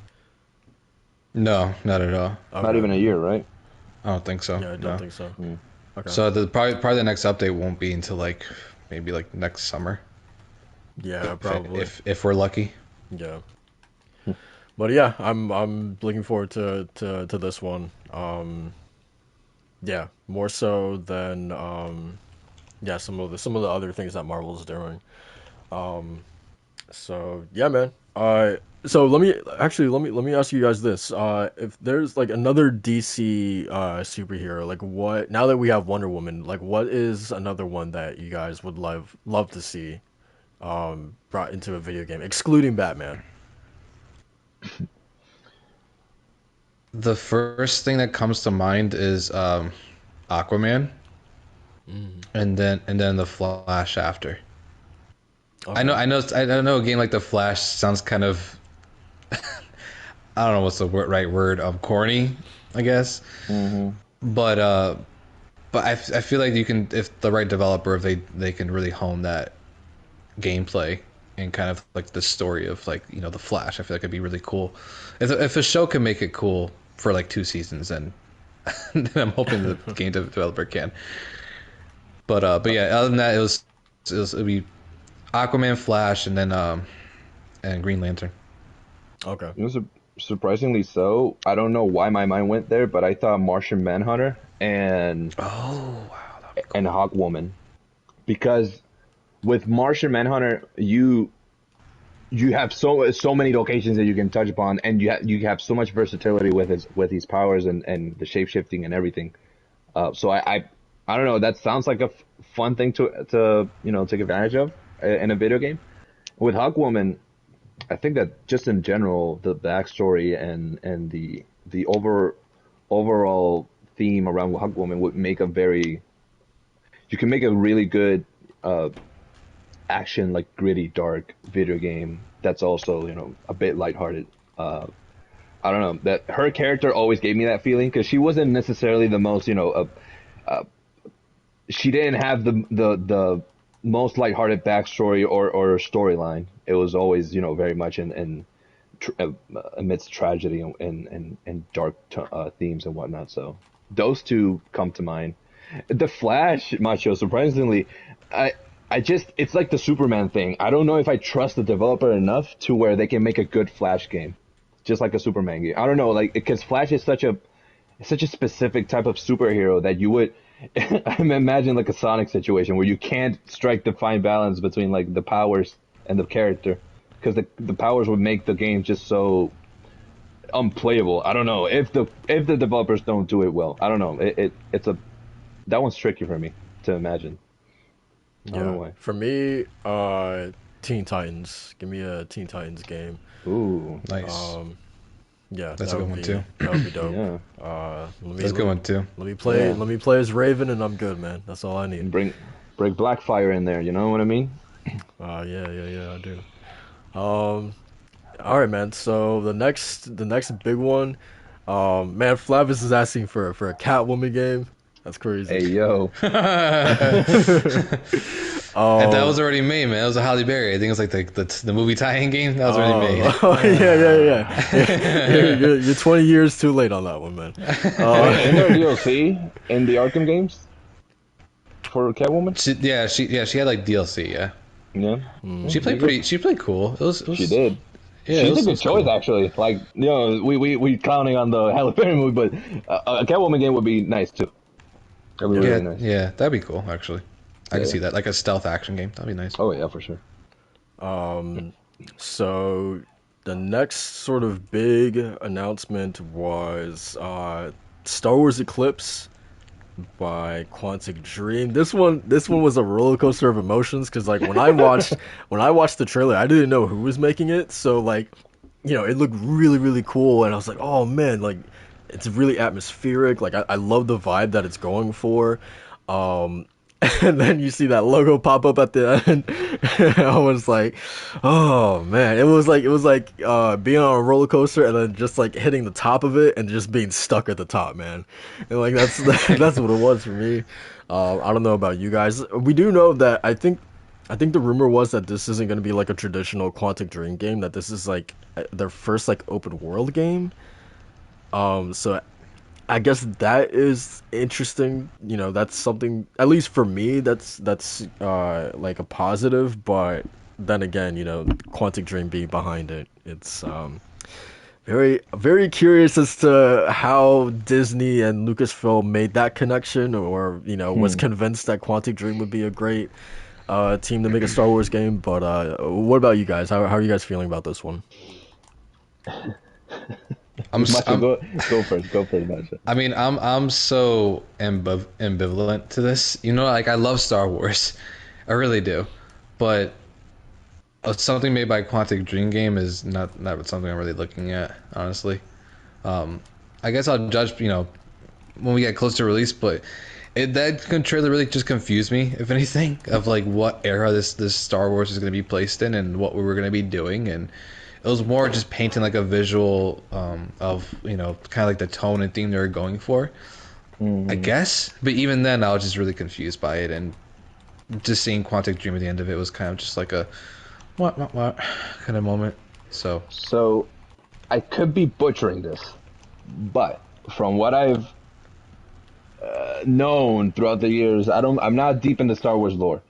Uh, I think this has to do with Darth Revan, which No. is So okay, so this is okay. the High Republic era. High So Republic, yes, yeah, so this yes. is oh boy. Okay, so this is after the Old Republic and before the Skywalker saga stuff. Saga, okay. So before Order, okay, okay, Yeah, I okay. think this is like Disney's like newly formed era that Canon, yeah that they're like starting like recently.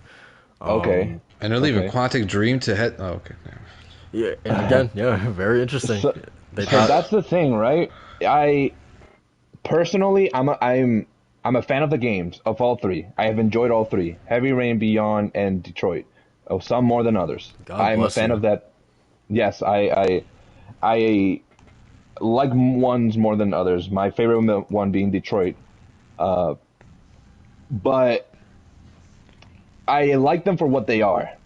They're very corny at times. They're very eye rolling. They have eye rolling scenes, and the story for the most part I appreciate. They touch on cool themes at times, and mature themes. Maybe not in the most, it doesn't have the most depth at times. In this case, I don't. This is another one of those moments where I don't know what to expect with a Star Wars, because again the trailer looks so phenomenal. It looked incredible. And I'm intrigued. I want to know more about this world. But now with Quantum Dream, I bet we're gonna get a lot of that story. But is that all that's gonna be standing out? I don't. Are they gonna do justice to it? No. I was excited, like just so, and then I went in. Wait, I'm worried. Why did we stop at the top? Wait a minute. It Wait a was minute. it was also really interesting. Interesting is probably like the wrong word, but Jeff. I don't think it was the first thing that happened in the show, but it was like probably like somewhere close to the beginning of the show, where he made that speech, denouncing what's happening in the industry, like saying like the bare minimum essentially, denouncing harassment and everything that's going on right now with Blizzard. And then like I think literally the next trailer or two trailers after that speech, here's a brand new Quantic Dream game, one of the most notorious studios, with accusations of sexual harassment and et cetera, et cetera. So that felt really, really odd and like tone deaf, and yeah. So Yeah, that honestly felt like one of the games they could have said no to in terms of like when they're brought these presentations. Yeah. yeah, They could have substituted that easily for something that would have been a bit better. Even last minute, man. Like that's how shows go. Like we're just gonna cut this part. Yeah. You Yeah, know? literally. Right before the show. Hey, you know what? No. Yeah, Cut it. yeah, Cut it. Next cut ad. that trailer. Yeah, Let's make exactly. the main thing's a 2 hour and 55 minutes. And the thing is, like, the thing is too, like, I understand that kind of like it's burning a little bit of bridges, but it's also I feel like with the mouse, man, with the big mouse, man. You don't want to do that. Listen, man, that mouse got a lot more games going on than just Star Wars, all right? Yo, legit. So I feel like that would have been okay, and I mean, again, I'm not Jeff, so I can't say these things, but regardless, yeah, I feel like that would have been like one of the games, like, if you're gonna cut from the show, that should have been the one, even if it was last minute. Yeah. Just because of the message that you're already like evoking, and it's kind of like a double standard. And it's so interesting because like we know Disney is so protective of their IP, and it's just curious that they would pair up with Quantic Dream, Hey man, for all you know, they're probably blissfully ignorant of all of that. Maybe, man. But I highly doubt it. But Yeah, I do too. Okay, so that was Star Wars Eclipse. Yoda is in this. I'm excited to see more. Despite all that, I don't know if I'll get it. I need to be convinced on how this game is gonna play and story wise, what it's gonna be doing. But yeah. Elden Ring had a story trailer. You guys, how did you guys feel about this? Because I totally kind of like tuned out for this one. I watched the first 30 seconds and I stopped because I immediately thought this was going to be this was going to be like the opening trailer to the game. Okay. So I immediately just stopped watching. That's a good point. Yeah, I didn't. Surprisingly so, I had it play in the background, but I was just listening to it. I didn't watch it. I've seen clips of it online, but same as you, so I kind of tuned out. But it's not to avoid the cinematic, but more so because at this point I'm just trying to avoid any other Elden Ring content directly until the game comes out. Because at this point, with the technical test and what we've gotten, I'm good. I'm good for now. I'm good until the game comes out. Whatever else they need to reveal or cinematics, content, whatever, or gameplay, I'll discover when I play the game. I'm good. It's like Dying Light. Like, I'm good. I'll wait for the game to come out. Let's speak about that really quick. Dying Light had like a CGI trailer here, and I thought it made no sense to have like the game. It comes out in February, I think. Yeah. I think it might have gone gold as well, which is did. really weird that it went gold, like so early. No, you know why they pushed it back, man. Come on. But because it's supposed to be in December. Oh yeah. And then pushed to January and then February. Pushed it twice, I think. But yeah, my point is that like it's gone gold. It's only a few months out. Like what's the need for a CGI trailer? Like it makes sense why Alan Wake is getting a CGI trailer. Why Star Wars Eclipse is getting a CGI trailer, because like these games like barely exist in their current form right now. But like with Dying Light, like it's only 2 months out. Like show some gameplay, man. Like what's the need for another CGI trailer at that point? You might as well not even show up with anything, right? Yeah, I don't know. I thought it was a really, really odd decision. Which a game that I'm really, really looking forward to. Like I can't wait for Dying Light 2, and yeah, that really just made me scratch my head. Yeah, it's another trailer. Honestly, that it's the same thing with Elden Ring, right? Like they bring a whole CG trailer that that's so tied to the stories, and they have fan bases in the weeds of trying to explain. But at the same time, it should have been at the Game Awards. Really, just taking up like 3 to 5 minutes. Probably not. Yeah. No. Speaking of DC, we had Suicide Squad kill the Justice League. Hmm. Um, how'd you guys feel about this? Very lukewarm. Oof. I am looking forward to it more than I am not, but it's for the fact that the whole premise is a bit new to me. Like I'm not huge. I don't know much about Suicide Squad, only from the movies, and I think one of them animated movies or cartoons. I don't remember which one it was. Uh, so this is more me just being excited to know more about the dynamic between the four and uh, what this game's story is gonna be like. I know that it's about killing the Justice League and Brainiac taking over, then whatever. But Yeah. I think it's that not. premise alone is like really really interesting and why I want to check it out. Yeah, Um, exactly. the gameplay wasn't like the most like it didn't look that like mind blowing to me. There was one moment where like someone was like sliding across this bridge like on his knees while he was like shooting everyone. That looked really really cool. Hmm. Um, but yeah, man, I don't know. I weirdly enough, and it's gonna be interesting to see if it has the same outcome as Guardians. But like I kind of feel the same way about this game as I did Guardians when we were watching all those trailers at like the state of plays and at E3 and the PlayStation Showcase, where I was just like lukewarm and like, man, I thought the dialogue was cringy and I didn't care about anything they were saying. I didn't think the gameplay looked fun, but then you actually play the game, I'm like, okay, this is one of my favorite games of 2021. Um, and I'm kind of feeling the same way about Suicide Squad, so I'm interested to see if it's gonna have the same outcome. If like once I actually play it, it's gonna change my opinion or not. Um, Yeah. Maybe Yeah, a I'm split decision. exactly the same boat, honestly. Hmm. Yeah, like I look at this. The thing is, like, I love Harley Quinn. I like King Shark. I like these characters, but I just couldn't Yeah. care less for this game, man. Yeah. And that's the big thing, right? What's making me care about the video game is the characters and the story around, the whole thing. But the again, the gameplay, it's what I expected, the co-op, beat 'em like very Marvel's similar to Marvel's like waves and different enemies around the city. I wonder how big this game is going to be because all of the combat that we saw, I think, was all in this city. I wonder if there's other locations that you could go to and maybe not Earth only. Maybe you go into a spaceship or something. I don't know. Yeah, Uh, it. I can't wait to see more of it and hear more about what it's gonna be. But right now, I'm at if it comes out tomorrow, I'm more like I'll give it like a week or two to see how it does and see how it is. yeah, yeah. The thing is, you guys touched on like the story aspect of like Brainiac basically like kind of taking over the Justice League minds, Mm. and that concept would be so interesting to me if it wasn't already done In with NBC. no with Injustice.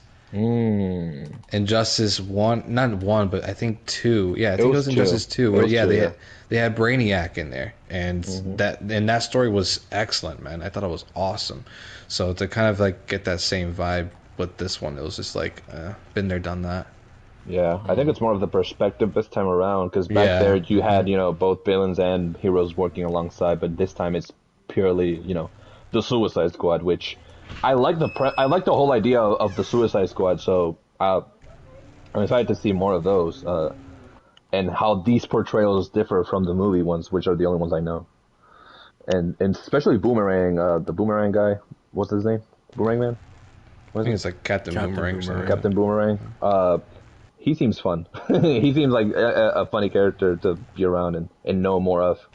So, Oh yeah, he was great in the second movie. Yeah. oh, absolutely, absolutely. For the little bit that he was in. Um, okay, so one of the earliest things we saw was Hellblade 2, Senua's Saga Hellblade 2. It debuted a pretty gorgeous cinematic with Hmm. gameplay, and yeah, how'd you guys feel about this one? Jeff, saying beforehand, I could not believe when I first saw this, it was actual gameplay. Um, Yeah. so yeah, how'd you guys feel? I mean, to me, I'll Yeah. give my thoughts really quick. Yeah, it definitely looked like the first Hellblade in 2017, like absolutely blew me away with its graphical fidelity. Like that's still one of the best looking games I've ever played. And yeah, Hellblade 2 looks to be doing the same thing. So yeah, I'm excited for it. Um, it was one of my favorite games of last generation. I'm not shocked that it looks good because, like I said, the first one looked absolutely incredible. So yeah, I'm down with everything Hellblade 2 is doing, and even though I can't play it, I'm excited to watch it on YouTube, I guess. Dang, true. Exclusive. As long as you don't review it, I'm okay with that. Who do you think I am, man? Yeah, I mean, I kind of concur with you. So like, I never played the game though, so I don't really have this affinity for Hellblade. I never really had an affinity for Hellblade. I'm shocked to that point. I'm shocked at how like the all of a sudden the love for Hellblade, because I feel like when it came out, like I like Oh, it. are you really shocked? It's Maybe I like the shouldn't love for be. it's like the love for Psychonauts. Are you really shocked why there's so much love now? Yeah, I guess I shouldn't be, but like I'm yeah, there is a part of me that's shocked that all of a sudden people are touting Hellblade like the second coming. Like I loved it when it came out in 2017. I don't remember anyone really giving it the time of day. No. But hey man, whatever. Hey man, one and dones are now great. I guess so. I remember people were saying, "Oh, the combat sucks in this game. I don't understand the story." Um, et cetera, et cetera. And You were yeah. there. You were I there. don't know. It's interesting, man. It's a Yeah. fantastic man. It's a fantastic game. I loved Hellblade, but yeah, it's fake fans, man. Call them out for what they are, man. I feel that. No, I guess I don't really have an affinity for Hellblade, and I don't know. The trailer would obviously the trailer from a visual perspective was amazing. It kind of gave me that same feeling with the Unreal Engine demo, where it's like, wow, I can't believe like I'm actually like this is actually pretty cool. Like that graphic fidelity is going to reach like this point in time, and we're gonna be playing these on consoles. Like it's kind of mind blowing. But besides that, I have no interest in playing this game whatsoever. Yeah. And then for the first one, I don't for this one, especially after seeing this gameplay where it was like, from what I understand, that this is supposed to be more scripted. But Yeah. it felt way too on rails for someone that, for at least for a gamer like me. Like I mean, I'm not gonna be playing it. that's that. Oh my fucking, what the hell? Um, I mean, yeah, that was pretty much, Hellblade's gameplay was a lot of just like walking. There was some combat interspersed, and a lot of puzzles, but yeah, mainly it was walking to place to place. So again, that's why it doesn't surprise me that yeah, this game looks the way it does. And to Flaps's point, man, yeah, I thought the ending was like really well done, which is why I was surprised that they're doing a sequel in the first place. Because I thought, as a standalone story, I thought Hellblade: Senua's Sacrifice was great as a standalone thing. So I'm excited to see like where, I guess, excited and apprehensive as to like where they're gonna take this one, because like, sometimes games don't always need a sequel, but hey, I trust that team to continue that story. But wow, what did you think about Hellblade 2? Uh, I played the first one like 2 or 3 years after it came out. Um, I wasn't on the train when it first came out. I know a lot of people were praising it, at least from the circle that I was. Uh, Definitely one of the more different games that I played in my lifetime. Uh, it it's not a video game in that traditional sense where you can just sit and just turn off your mind and play for a bit. It definitely is narrative heavy, It's definitely like and sit in the dark, put on headphones, and just exactly like yeah, immerse yourself in the world and put yourself in Senua's shoes and experience that story. And I think it did a lot of interesting things in terms of mental health and tackling her detachment from reality and all that, uh, and the hallucinations and everything. Very much to your point. So the first game, it ended so spectacularly that I didn't see it go anywhere else. At least for me, I was like, "Oh, this is fantastic. This is like." But now, what I saw in the Game Awards, I was like, first of all, throughout the whole thing, I was like, holy, what is going on? What is that? Like, wait, when does this? I didn't know what was going on. Does that make me more intrigued to play it? Possibly. I don't see myself there day one, but I'm definitely not discarding it. I'm definitely looking forward to playing it, but I'll hold off on it because yes, as phenomenal as the first one was, uh, I don't know. I wasn't really expecting the second one. Even when it was first announced with the cinematic, I was very much like, oh, cool. Like, I wonder where they're going with this.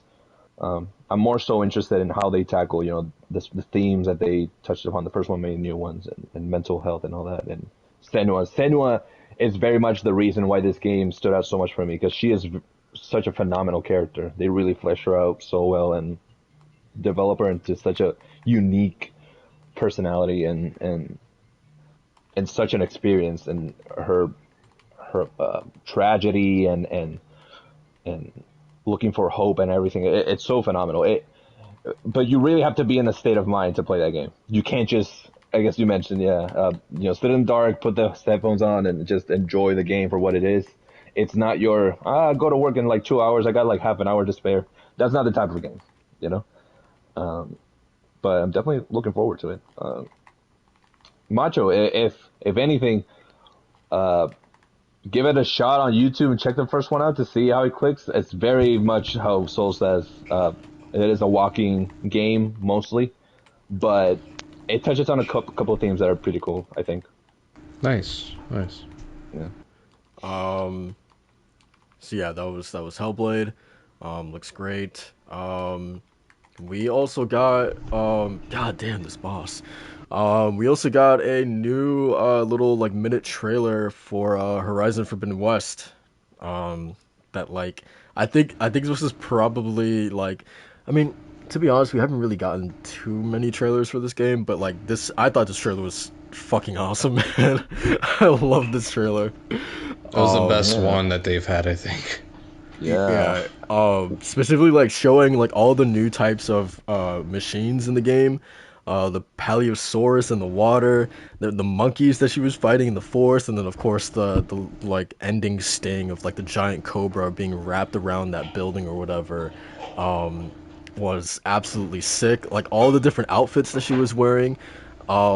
There was also like, I don't know if you guys noticed, but there's this when she's fighting that giant turtle or whatever, she like brings up like a weapon wheel, and to me it looked like because in the first game, like when you bring up the weapon wheel to switch out like a different arrow type or whatever, slingshot, or the rope caster, etc. It's like you're bringing up like a separate menu to do that within the game, and then like the game like slows down for you to actually do it. This one felt like much more like organic and like I don't know, like immersive, because it's not like actually like pulling you away from the game. It's like actually Aloy doing it herself to like switch out a weapon. It almost reminded me of like in Red Dead Redemption 2, like when you're in the shop buying, whatever, like food or like a new gun, like the shopkeeper would put out like a pamphlet in front of you, and you're actually like flipping through the pages to select what you want to buy. So like it's keeping you in the world while instead of like pulling up like another menu or whatever. So yeah, like seeing her actually like physically bring up like a weapon wheel with her focus and select the weapon that she wanted to pick, I thought was like really, really cool. Yeah, no, I agree. It, like that, I said, that whole trailer like basically was the system seller trailer, where it's like, this is the reason why you need a PlayStation console, let alone a PlayStation 5, for it to look this good and run this good. Man, this was the A+ trailer that I was expecting to see, and done by none other than Sunhee Legend, who's the gift master on Twitter. So it makes sense why this trailer is so epic, and the transitions, man. The transitions in this trailer they were so are sick, bro. Yeah.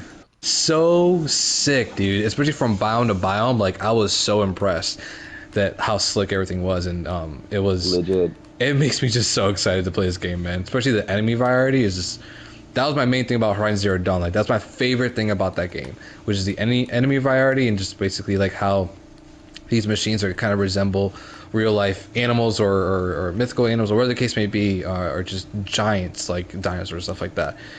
The fact that we're getting like a huge cobra or like these other like crazy like animals, like I'm so pumped, man. Yeah, it's gonna be cool. Oh yeah, and finding out what these creatures do in the world, because every single animal that they introduced in Horizon served a purpose in the world, whether that be filtering like waste or terraforming.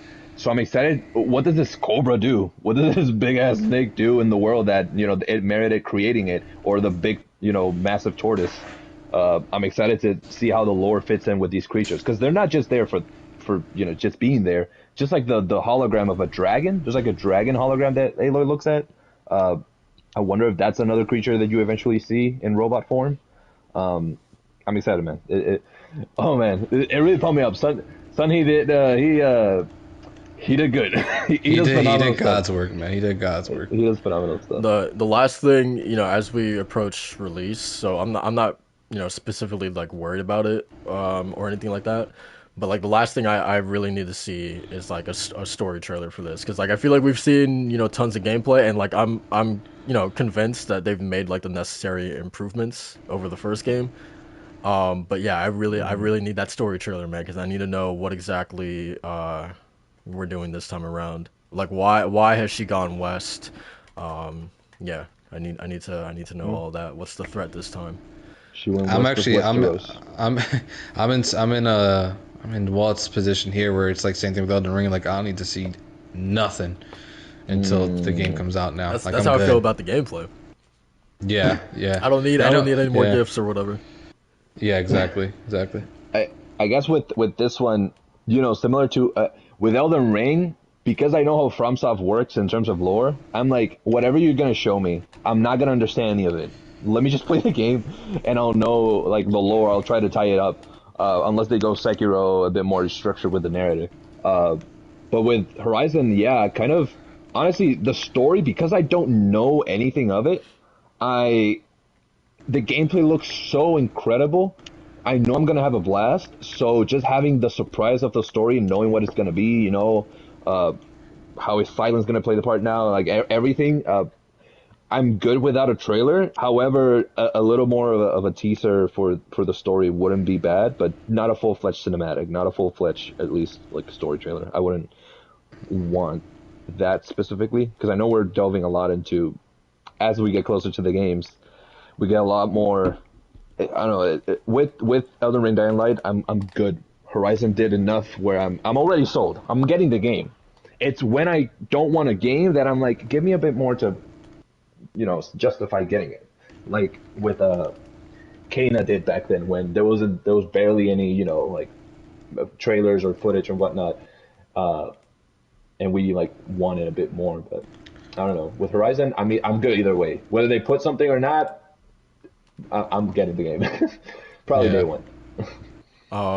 So last little couple things we can talk about, just like rapid fire. A Plague Tale Requiem got a new gameplay trailer. I can't wait for that game. That's one of my most anticipated games for next year. Same. Yeah, really excited for that. Splitterhead from Bokeh Studio. That had a trailer. Hey, wait. Okay. It looked cool. Quick thing. The design of the enemies fucking blew me away. It looks insanely like Japanese. Like in terms of like Siren, it reminded me of Siren, Dead Space. I'm excited to see the designs of the enemies, but the trailer, it was a trailer. But it looks cool. Yeah. I like how it looks. I agree the enemies look cool. I don't know why that trailer just didn't do anything for me. Yeah. I'll probably check it out, because the pedigree of the people who are making it. But yeah. Let's see what else. Forspoken.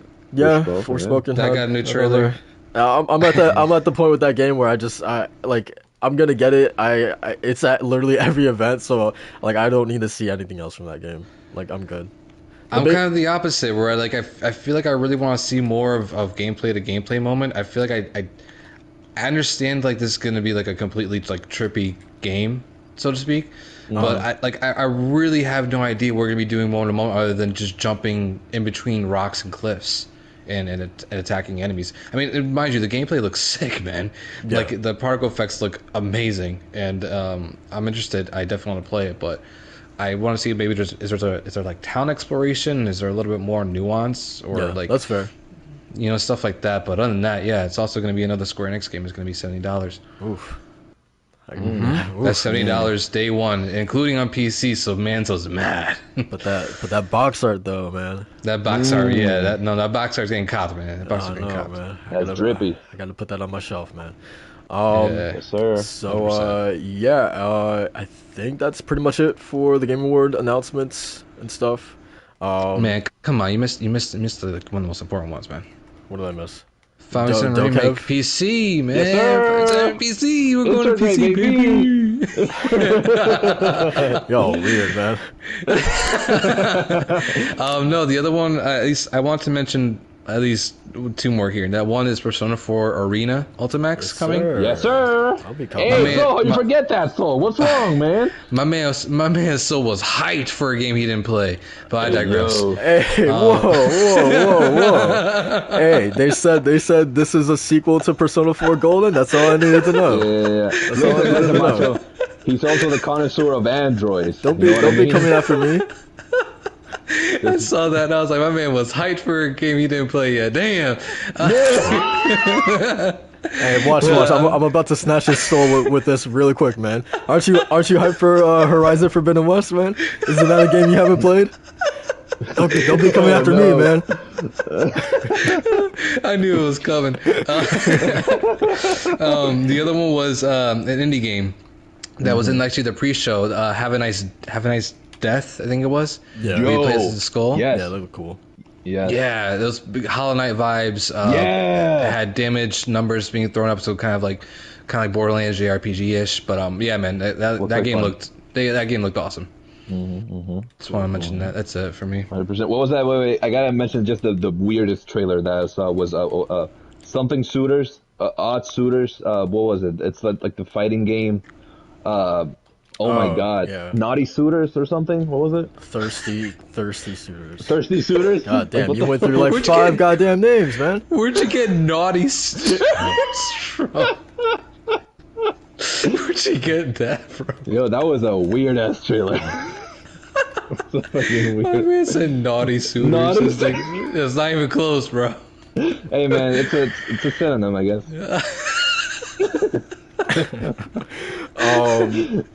Yeah. So yeah, we can move on to talk about the winners really quickly. All right, let's see what we got here.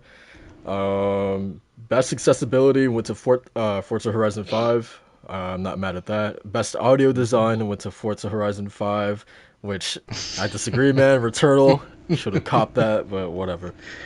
Best performance, Maggie Robertson from Resident Evil Village. You guys agree? That was a given. Yeah, that was a given. Absolutely. She took the world by storm. Sir. Best ongoing game, Final Fantasy 14 Online. Yes, sir. Yes, sir. Yes, sir. Sir. I was in bed seeing that, and I pumped my fist up in the air. Mission complete. Yeah, man. All that free advertisement you've been doing for that game, it finally paid off, man. Hell yeah, man. Hell yeah, dude. We beat Fortnite, and all those Fortnite peeps were mad, bro. They were telling, man. Get that chapter 3 out of here. How can this Japanese game win against Fortnite? Oh, man. That's how they sounded like. Yeah, exactly. The You best see the tweets as well, bro. best indie game went to Kingdom Bridge of Spirits, as well as Sir. best debut game. That was I was a actually genuine very surprise. surprised. Yeah, man. me too. Yeah, I was Genuine surprised, man. I thought Death Store was I thought it was a nail in the coffin for Death Store, but No. I mean, good for Kina though, man. Yeah, very happy. Seriously. Yeah, so that was that. Oh my god, man, this fucking boss. Let's see, we can Having some skip. trouble there, Jay? Yeah, man, I'm trying to read my phone for these winners and playlists at the same time. It's not going very easy. We could skip best mobile. Best community support went to Final Fantasy 14 Online. Yes, sir. Man, I was tempted to skip that one. Oh, that's sloppy, man. That's sloppy. Come on. Best action game. I feel like I should read the nominees for all these, but whatever. We'll start with this one. Best action. Back 4 Blood, Chivalry 2, Deathloop, Far Cry 6, and Returnal. Returnal 1. Thank God, man, that they got that right. If Deathloop would have got that one, I would have been mad. I would have had an aneurysm, man. I'm gonna be honest. I'm gonna be honest. So Returnal won that one. Nice to see Housemarque getting the respect that they deserve.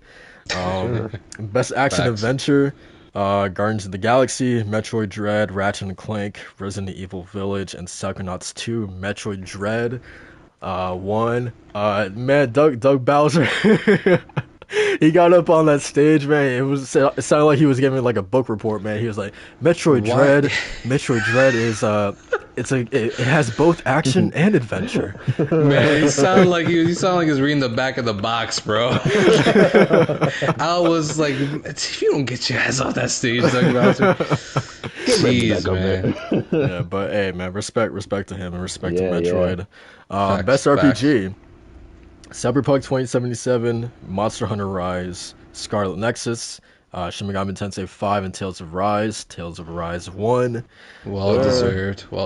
I saw a lot of people kind of mad about that, but you know what? Yeah, seriously. That game, Tales of Rise, is an excellent JRPG and streamlined anime JRPGs, and I don't see how people can't recognize that. So they don't, because they haven't played it. One of the categories that I missed was best fighting game, and Guilty Gear Strive won that. Very nice. That's that was kind of a given award too, because I'm sorry, and if Melty Blood, whatever it was called, wasn't winning. Oh man, just saying. Yeah. But yeah, yeah, for sure, definitely a given. Yeah. You this man choking. Yeah, man. So yeah, congratulations to Guilty Gear. Best sports racing, another given, Forza Horizon 5. Best sim strategy went to Age of Empires 4. Multiplayer, we had Valheim, New World, Monster Hunter Rise, Knockout City, It Takes Two, and Back 4 Blood. It Takes Two won. Very nice. We could skip content creator, we could skip esports, we could skip all 6, 7, 8 of these esports. Most anticipated, we had Elden Ring, God of War Ragnarok, Horizon Forbidden West, Breath of the Wild 2, and Starfield. To no one's surprise, Elden Ring won. Yes, sir. Really quickly, what's your guys' most anticipated out of that list? Elden Ring. I had chosen like I 3 months Elden from Ring. now. Yeah, because it's 3 months from now. Like I can actually play that game within a couple months. That's why I'm most anticipated for it. I was between Elden Ring and the unnamed sequel. For some reason, it was there. For Breath of the Wild 2. That's still crazy to me, man. It's still insane, man. Yeah. So there's that, and then let's go back to the top. Best narrative.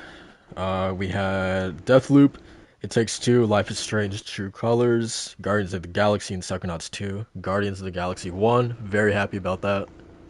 Yeah. Nice surprise, honestly. I honestly thought that Psychonauts is gonna win that one. Out of that list, come on, I'm not surprised that Guardians won. I mean, I'm not. Yeah. I mean, because the thing is, I how do I explain this?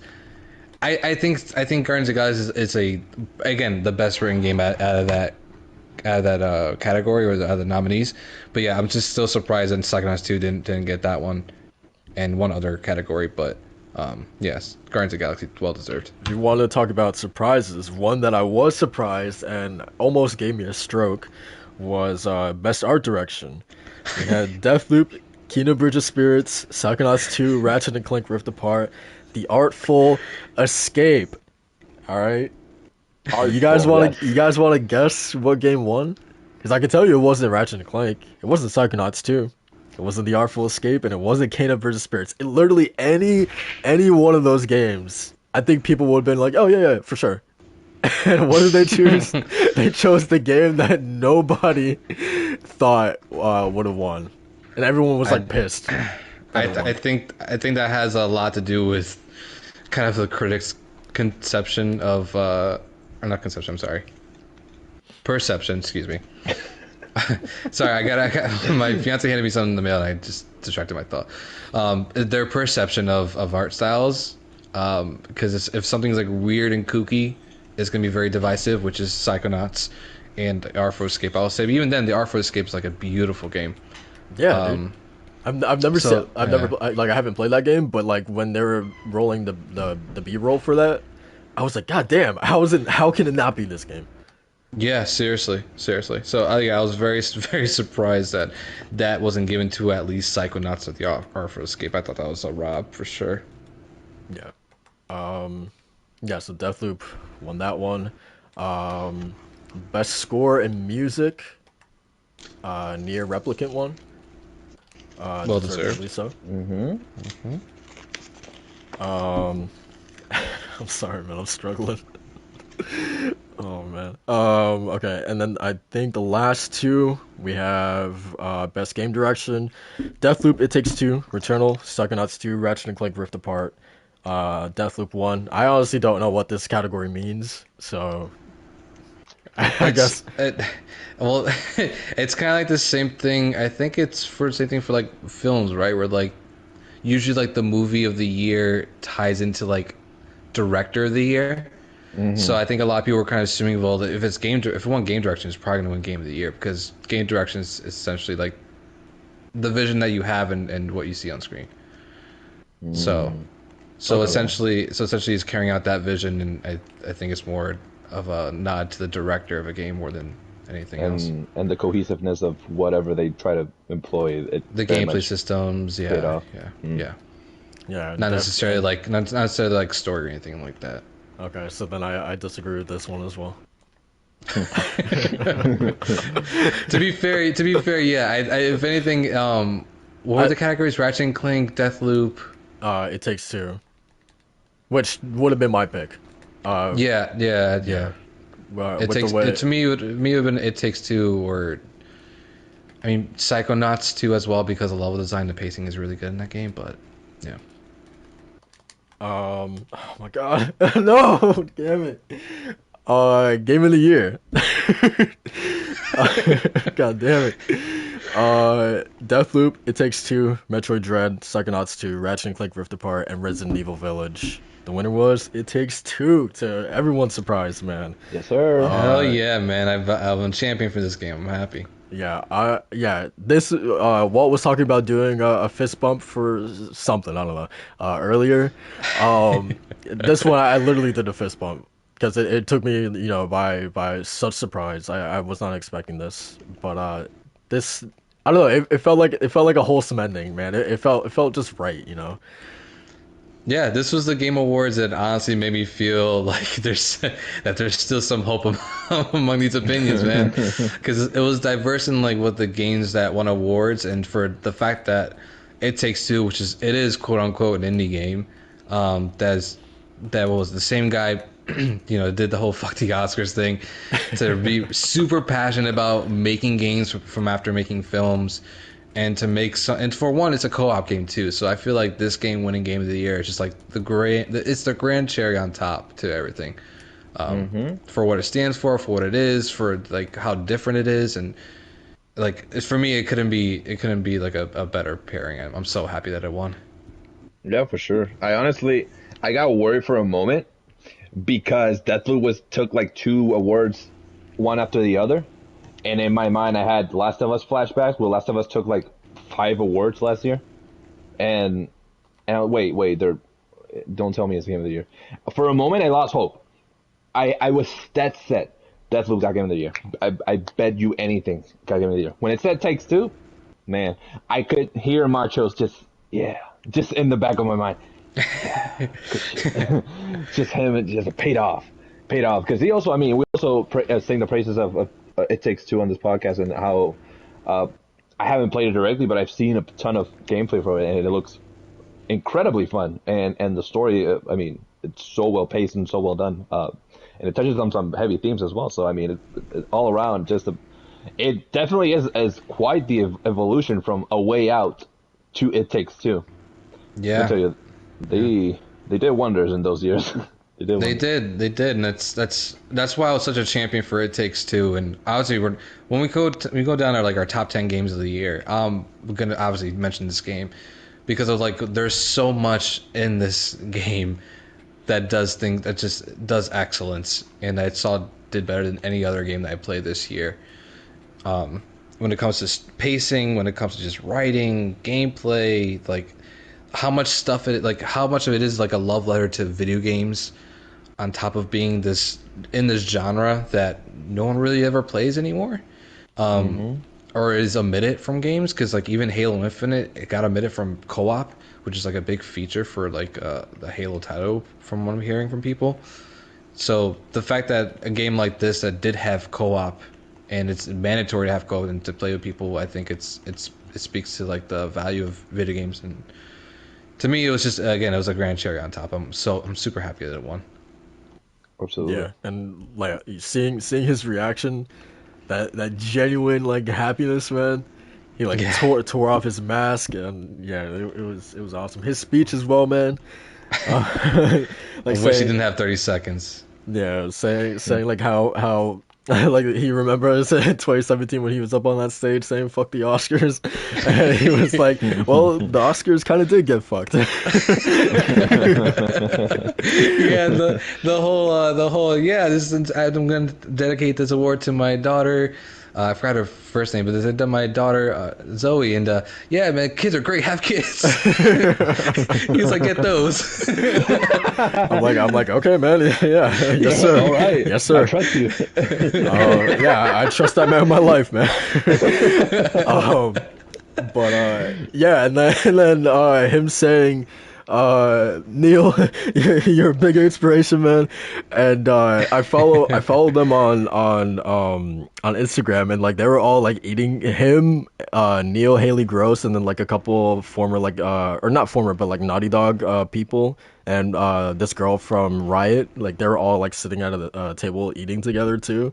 I didn't know that him and Neil were friends, so that was pretty cool. Nice. But yeah, man, I'm happy for him. It just feels like the right person won. 100%, man. Like, if honestly, I implore anybody like to go watch some interviews with Joseph Fares to see how dedicated he is, how passionate he is about just making games, and like the absolute freedom he has when it comes to telling the stories that he wants to tell, and just really wanting to hit the right notes and making games for the right reason. You know, he's one of those guys. He's one of those game developers, and it's like seeing any interview of him and then playing It Takes Two, or even playing like a Tale, or what was it, Brothers, or Tale of Two Brothers, something like that. A Tale of Two Brothers, yeah. Yeah, playing any of those games, just like you'll see, like he puts so much love into his games, and It Takes Two is just the peak of that. Yeah, for sure. Yeah. Yeah, he's like one of those creators, or like Hazel Light is like one of those studios that like you want to support, like no matter what. So yeah, that was awesome. There's so much passion, and you see the gamer in him. You see the person inside of him that he longed for this moment, and he acknowledges it, and he's so passionate, and it really, it's contagious. Because seeing him, take the award, it was such a joy. It was such a nice way of ending, not only with the winner, but with him, accepting it the way he did. Such a great ending to the show. That redeemed a lot of, the more sluggish moments of the show for me. And like, Yeah, what were you gonna say? Something? Go ahead. Oh, I was just gonna touch on that. That's why like it gets me so mad that a lot of like the awards that were given were so short and quick. Because I would love to see like a representative from Bandai or something, Bandai Namco, talk about their win for Tales of Arise, which is neat. Which generally, like, if that was like if that was in the category like 2 years past, it would definitely not have won because it's so niche and didn't really do a lot. But we're not gonna get that sense. We didn't get that sense now that how excited they would be to win RPG of the year. Like last year was Final Fantasy VII Remake. Now they're in that echelon of like great RPGs. Yeah. So That's it was kind of disappointing to not see the reception on it. Yeah. that's what Now Hazelight, dice will be for. Like, yeah, the Dice Awards. They'll definitely go through like each individual award and give them their time to shine on stage and have their own speech and et cetera, et cetera. Nice. yeah. So yeah, Yeah, for that's why to be honest, like I prefer the Dice Awards to the Game Awards, because it's like actually developer like ran. So yeah, I'll definitely be looking forward to that. Although they messed up 2 years. 1 year they gave goddamn Untitled Goose Game of the Year, and then they gave Fallout 4 Game of the Year over The Witcher 3. So, you know, Wow, that's a head scratcher. Wow. we all make mistakes, man. Real mistakes were made. Even developers. Yeah, I'm sure a lot of people say the same thing about this Game Awards. How like Psychonauts 2 didn't win anything, And Ratchet, man. and Ratchet and Clank. Yeah, and it is surprising that both of those didn't win at least like one of the. Like, I'm surprised that Ratchet and Clank didn't win like Best Action Adventure. But again, it was going up against some heavy hitters, and then same thing with Psychonauts 2 for like Best Narrative or even Art Direction. It's really surprising. Yeah, for sure. But yeah, maybe they'll get some love at Dice. But yeah. Yeah, someone will love Psychonauts 2. Someone will love it. Oh man. But yeah, man. So that's gonna do it for the Game Awards. Overall, I didn't watch it, so so I don't know, man. I think I've made peace with the fact that I will continue to live just fine without having to watch one of these ever again. So Wow. Wow. Man. God damn, dude! I tagged Jeff Keighley in our podcast and everything, bro. Yeah. He's looking for Damn. opinions, and you just completely shat all over him. Jesus, man, I respect what he does, but yeah, I just recognize that this isn't for me. It hasn't been for me for a really long time. That's So fair. yeah, Yeah. yeah. Maybe that was a little too harsh, but yeah, it's just not for me. No, that's fair. That's fair. I think it's his enthusiasm and his passion is infectious. Yeah, for sure. Like obviously, like he genuinely cares. Again, I've beat this drum like a dead horse. Like I don't understand the hate that he gets. Yeah, it's just so clear that he genuinely like loves games and is passionate about. He geeks over like the most like the things that like we don't care about, right? Like you remember how hyped he was about the Unreal Engine 5 demonstration at the Summer Game Fest thing or whatever. Yeah, He yeah. was talking about it like it was the second coming, but like, it's kind of, I don't know, it's kind of funny to see like the things that he gets excited for, like as a gamer, is different than the things that I get excited for. So yeah, I don't know, man. It's not like he does these things like, with like malicious intent or whatever. Like he genuinely not at cares all. about gaming, which yeah. Yeah. No, yeah, he has the same like mannerisms whenever he gets super excited about something. Like he brings up his hand and puts it down and looks Yes. looking down. He He has looks this down, looks up, but he's very, yeah. It's He has the it's like same a thing pal. every time. Every time he was talking to Sam Lake about Alan Wake 2, he couldn't stop doing it. Yeah. And it's because Yeah. he was so excited that it was announced and that Sam Lake was there talking about it with him. I think that would have been anybody, Yeah. honestly. Yeah, I mean, and that's a big thing, right? The reason why I try to watch all type of gaming event. Granted, I love video games, but also Game Awards, especially with Jeff Keighley and just the passion and the developers and seeing them, even if it's for 30 seconds. I love seeing developers getting their due award, whether merited or not. I mean, they did the effort. It's not me. I'm more of just a viewer. So, but just seeing, having a reason to tune in to an event that's dedicated to my passion, and my hobby and something that I've grown up with, and seeing all these people that I bet they also grew up, loving video games just as me. So the passion is what's contagious, and I love it. If I want to go, a state of play, that's more so on the announcements. I'm there for the announcements. For this one, the announcements are a huge plus, but I'm more there for whether that be performances or just the excitement and the hype around it. Because I just love seeing people being coming together and celebrating video games together, even if when you go on Twitter it's just a shitstorm at times. But seeing the event itself is really is a treat, and it's once a year, so I'm not. Those 3 hours, I didn't feel like I wasted them. Honestly, I had a lot of fun. I remember seeing the camera cut to Joseph Ferris for like one award. It might have been like It game was direction. game direction. It was game direction. I know Okay. you're talking about. Yeah, where he was like slumped over like in his seat. It looked like he was just like falling asleep almost. And I was like seeing that and then seeing him get game of the year at the end. I was like, okay, I'm glad that at the end of this like almost 4 hour show that it worked out for him. Yeah. It Takes Two won a good amount of awards. I think it won like 3 awards, something like that. Multiplayer as well, yeah. Yeah. So. Oh, yeah, Best multiplayer Family. Yeah, they won Yeah. best family game. Yeah, the Nintendo category. Yeah. Crazy, man. Yeah, Nice- that's a nice very about huge that. thing for a non-Nintendo game to take the family award. That's pretty nice. It's I like that. kind of ironic too, because that's Ironic. definitely not a family game. No, it's about family. It's about But it- family, but that's definitely not a family game. I'll let you know that right now. Well, we're not gonna be singing like Roly Poly Oly when we're playing that game, man.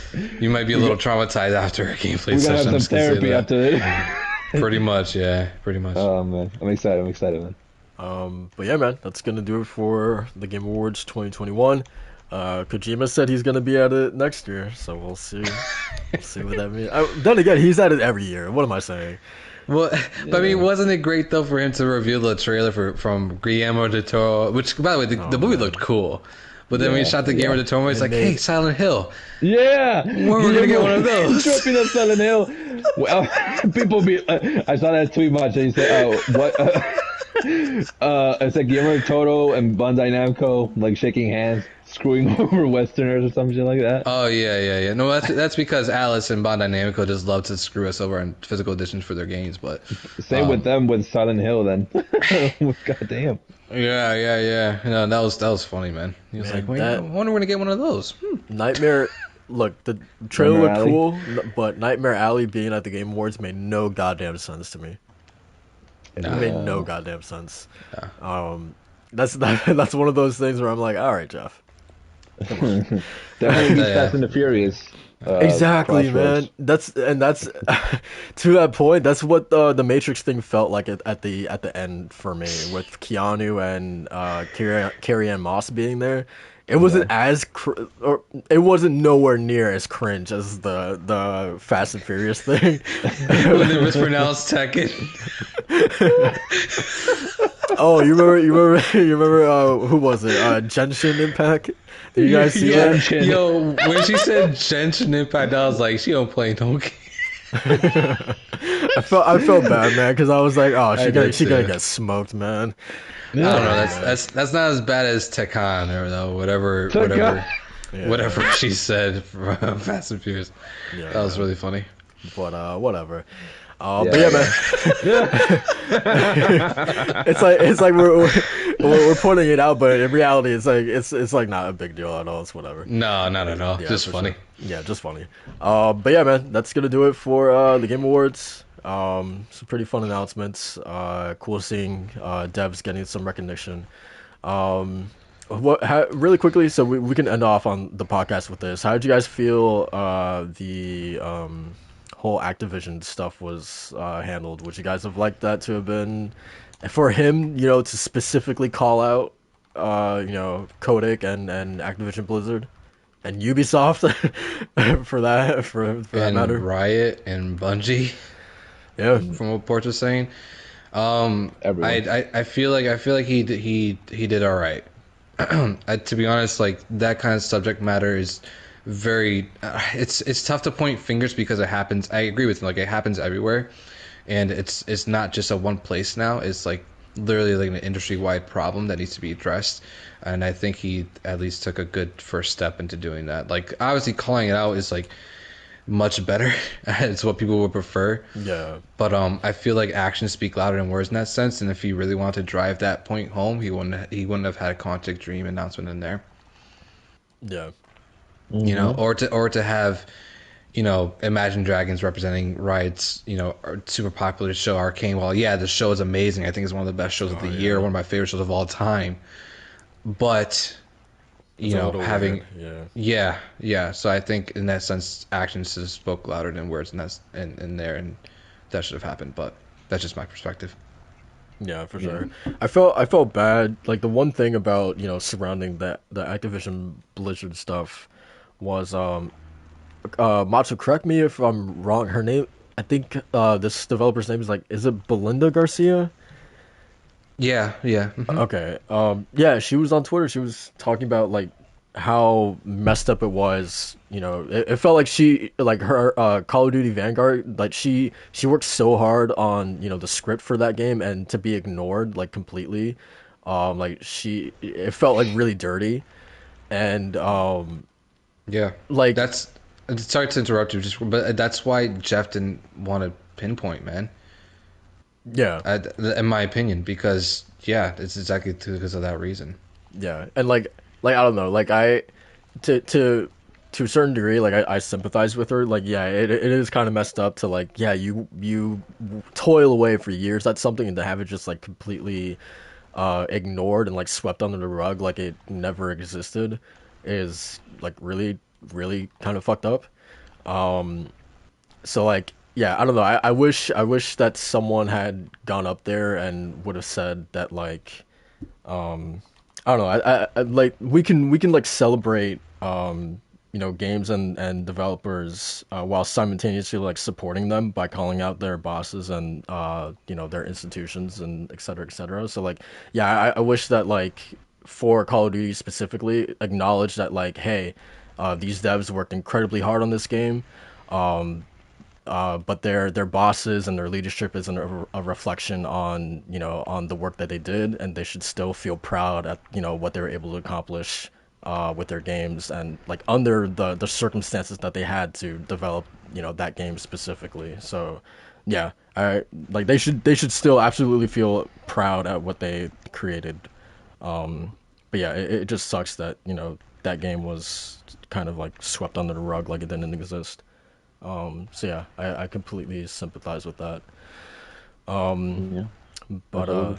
yeah, so that is gonna do it for the Game Awards and the podcast as well. I want to thank you guys for tuning in. Don't forget to like, comment, and subscribe if you enjoyed the show. And we're gonna get started with these outros. Macho, you want to get started? Yes, sir. Yes, sir. So, Final Fantasy 14, you know where it is. The critically acclaimed MMORPG. I'm just kidding, man. Now, big recent news, man. The news dropped yesterday that we are officially a part of lordsofgaming.net, a branch from the Islanders podcast, and it's awesome, man. It's really great to finally get this recognition from our peers, and I think I can speak for all of us when we say that it's only going to go upwards from here, and we're really excited for what this means for us. Sure. You can check out the article on lordsofgaming.net, basically talking to the EIC or the editor-in-chief over there, Josh, on basically our collaboration and what it means for us and what's not really going to change, but just basically like what our heads are going to be going forward, and that's just really providing more of the podcast to you guys, but just with more eyes on it. So we're thankful for Yeah, sure. we, And we we should be clear. Like it's a collaboration. Like it's not like we're not like a part of like Lognet. Like you know what I mean? Yeah. So Flavis, man. Yeah, we've been going for like damn near like 2 hours and 30 minutes. We can't. What do you want from us, man? Um, but yeah, no, it's a honestly an honor. It's an honor in this collaboration with Lords of Gaming. So I think it's gonna be great. So expect more things and check us out on Spotify, man. We're yeah, finally on there. yeah, for sure. Walt, what's going on with you this week? What's going on? Same old. More games. We got more. Got a fantastic movie coming out next week. So got my tickets for that already. Uh, Gonna go Thursday. I'll be watching the premiere of the one and only No Way Home. Yes, Um, sir. Gonna be talking about that next podcast probably. Or not the next one, the upcoming one, because I know Macho's gonna watch it next next Yeah, I'm Saturday. watching it Saturday. Yeah. I don't Yeah. know. I don't know if I'll watch it in time. Uh, Right, then we can talk about the other next upcoming week. Um, Other than that, man, gonna keep playing more FF14, chipping in here and there, getting through the story, uh, playing more SMT5, getting through that. Very, very hard game. But I'm loving it so much. Truly, the story's picking up. I'm actually digging it. I'm having a blast. The counters are phenomenal. Music, everything's coming along real well. Uh, as I mentioned, I got Mass Effect this week, so I'm gonna check what day I have, 6+ hours to just dive in and just play all day. I really can't wait to dive into that and play all three of them. Obviously, take my time with them because I know they're games to take time with. But other than that, man, these, we finished off with, what was addressed on the wars. Y'all make sure on Twitter, whenever y'all see devs just sharing their work and sharing their, upcoming projects, or even if they don't say anything, and you're following one of the, let's a lead designer or an artist or a performer, just retweet them, give them the support that they deserve. If you appreciate the work, always let it be known that they're doing the best they can, and because it ain't easy out there with what's happening and these companies being under this leadership. So just be sure to give the support that's deserved to these developers and performers, and don't be too hostile with each other. All right, and try to enjoy the games for what they are, and try to enjoy life because it's you only got one shot. And if you do it out of spite, you're not gonna have a good time. So just be good to each other, and uh, just stay safe out there and drink a lot of water. God damn, giving me life advice, man. Drink water, Uh, Jay. yeah, I do, man. Um, Spider-Man 4, no way to prolong the podcast. Yeah, that's right, man. Um, yeah, as for me, this week I'll be finishing Solar Ash probably, giving my thoughts on that. I'll be able to speak more in depth about it next week. I still need to finish goddamn Guardians of the Galaxy. I played literally like 20 minutes of it this entire week and didn't finish it. Man, you're Um, right at the end. Just do it, I man. Just know, do it. man. I know. But yeah, so I still have to finish that, and yeah, I don't know if there's any other games that I wanted to play. I don't think so. But Coffee Sound remake. how What? Who much said that? Who said how that? much that cost? It's like $40. Yeah, I'm good. Wait, who said that? Uh, Hmm? yeah, Huh? Oh, okay. that's not happening, man. Um, but yeah, man, that's gonna do it for the podcast. Once again, thank you guys for watching, and we will catch you guys next week. Peace out.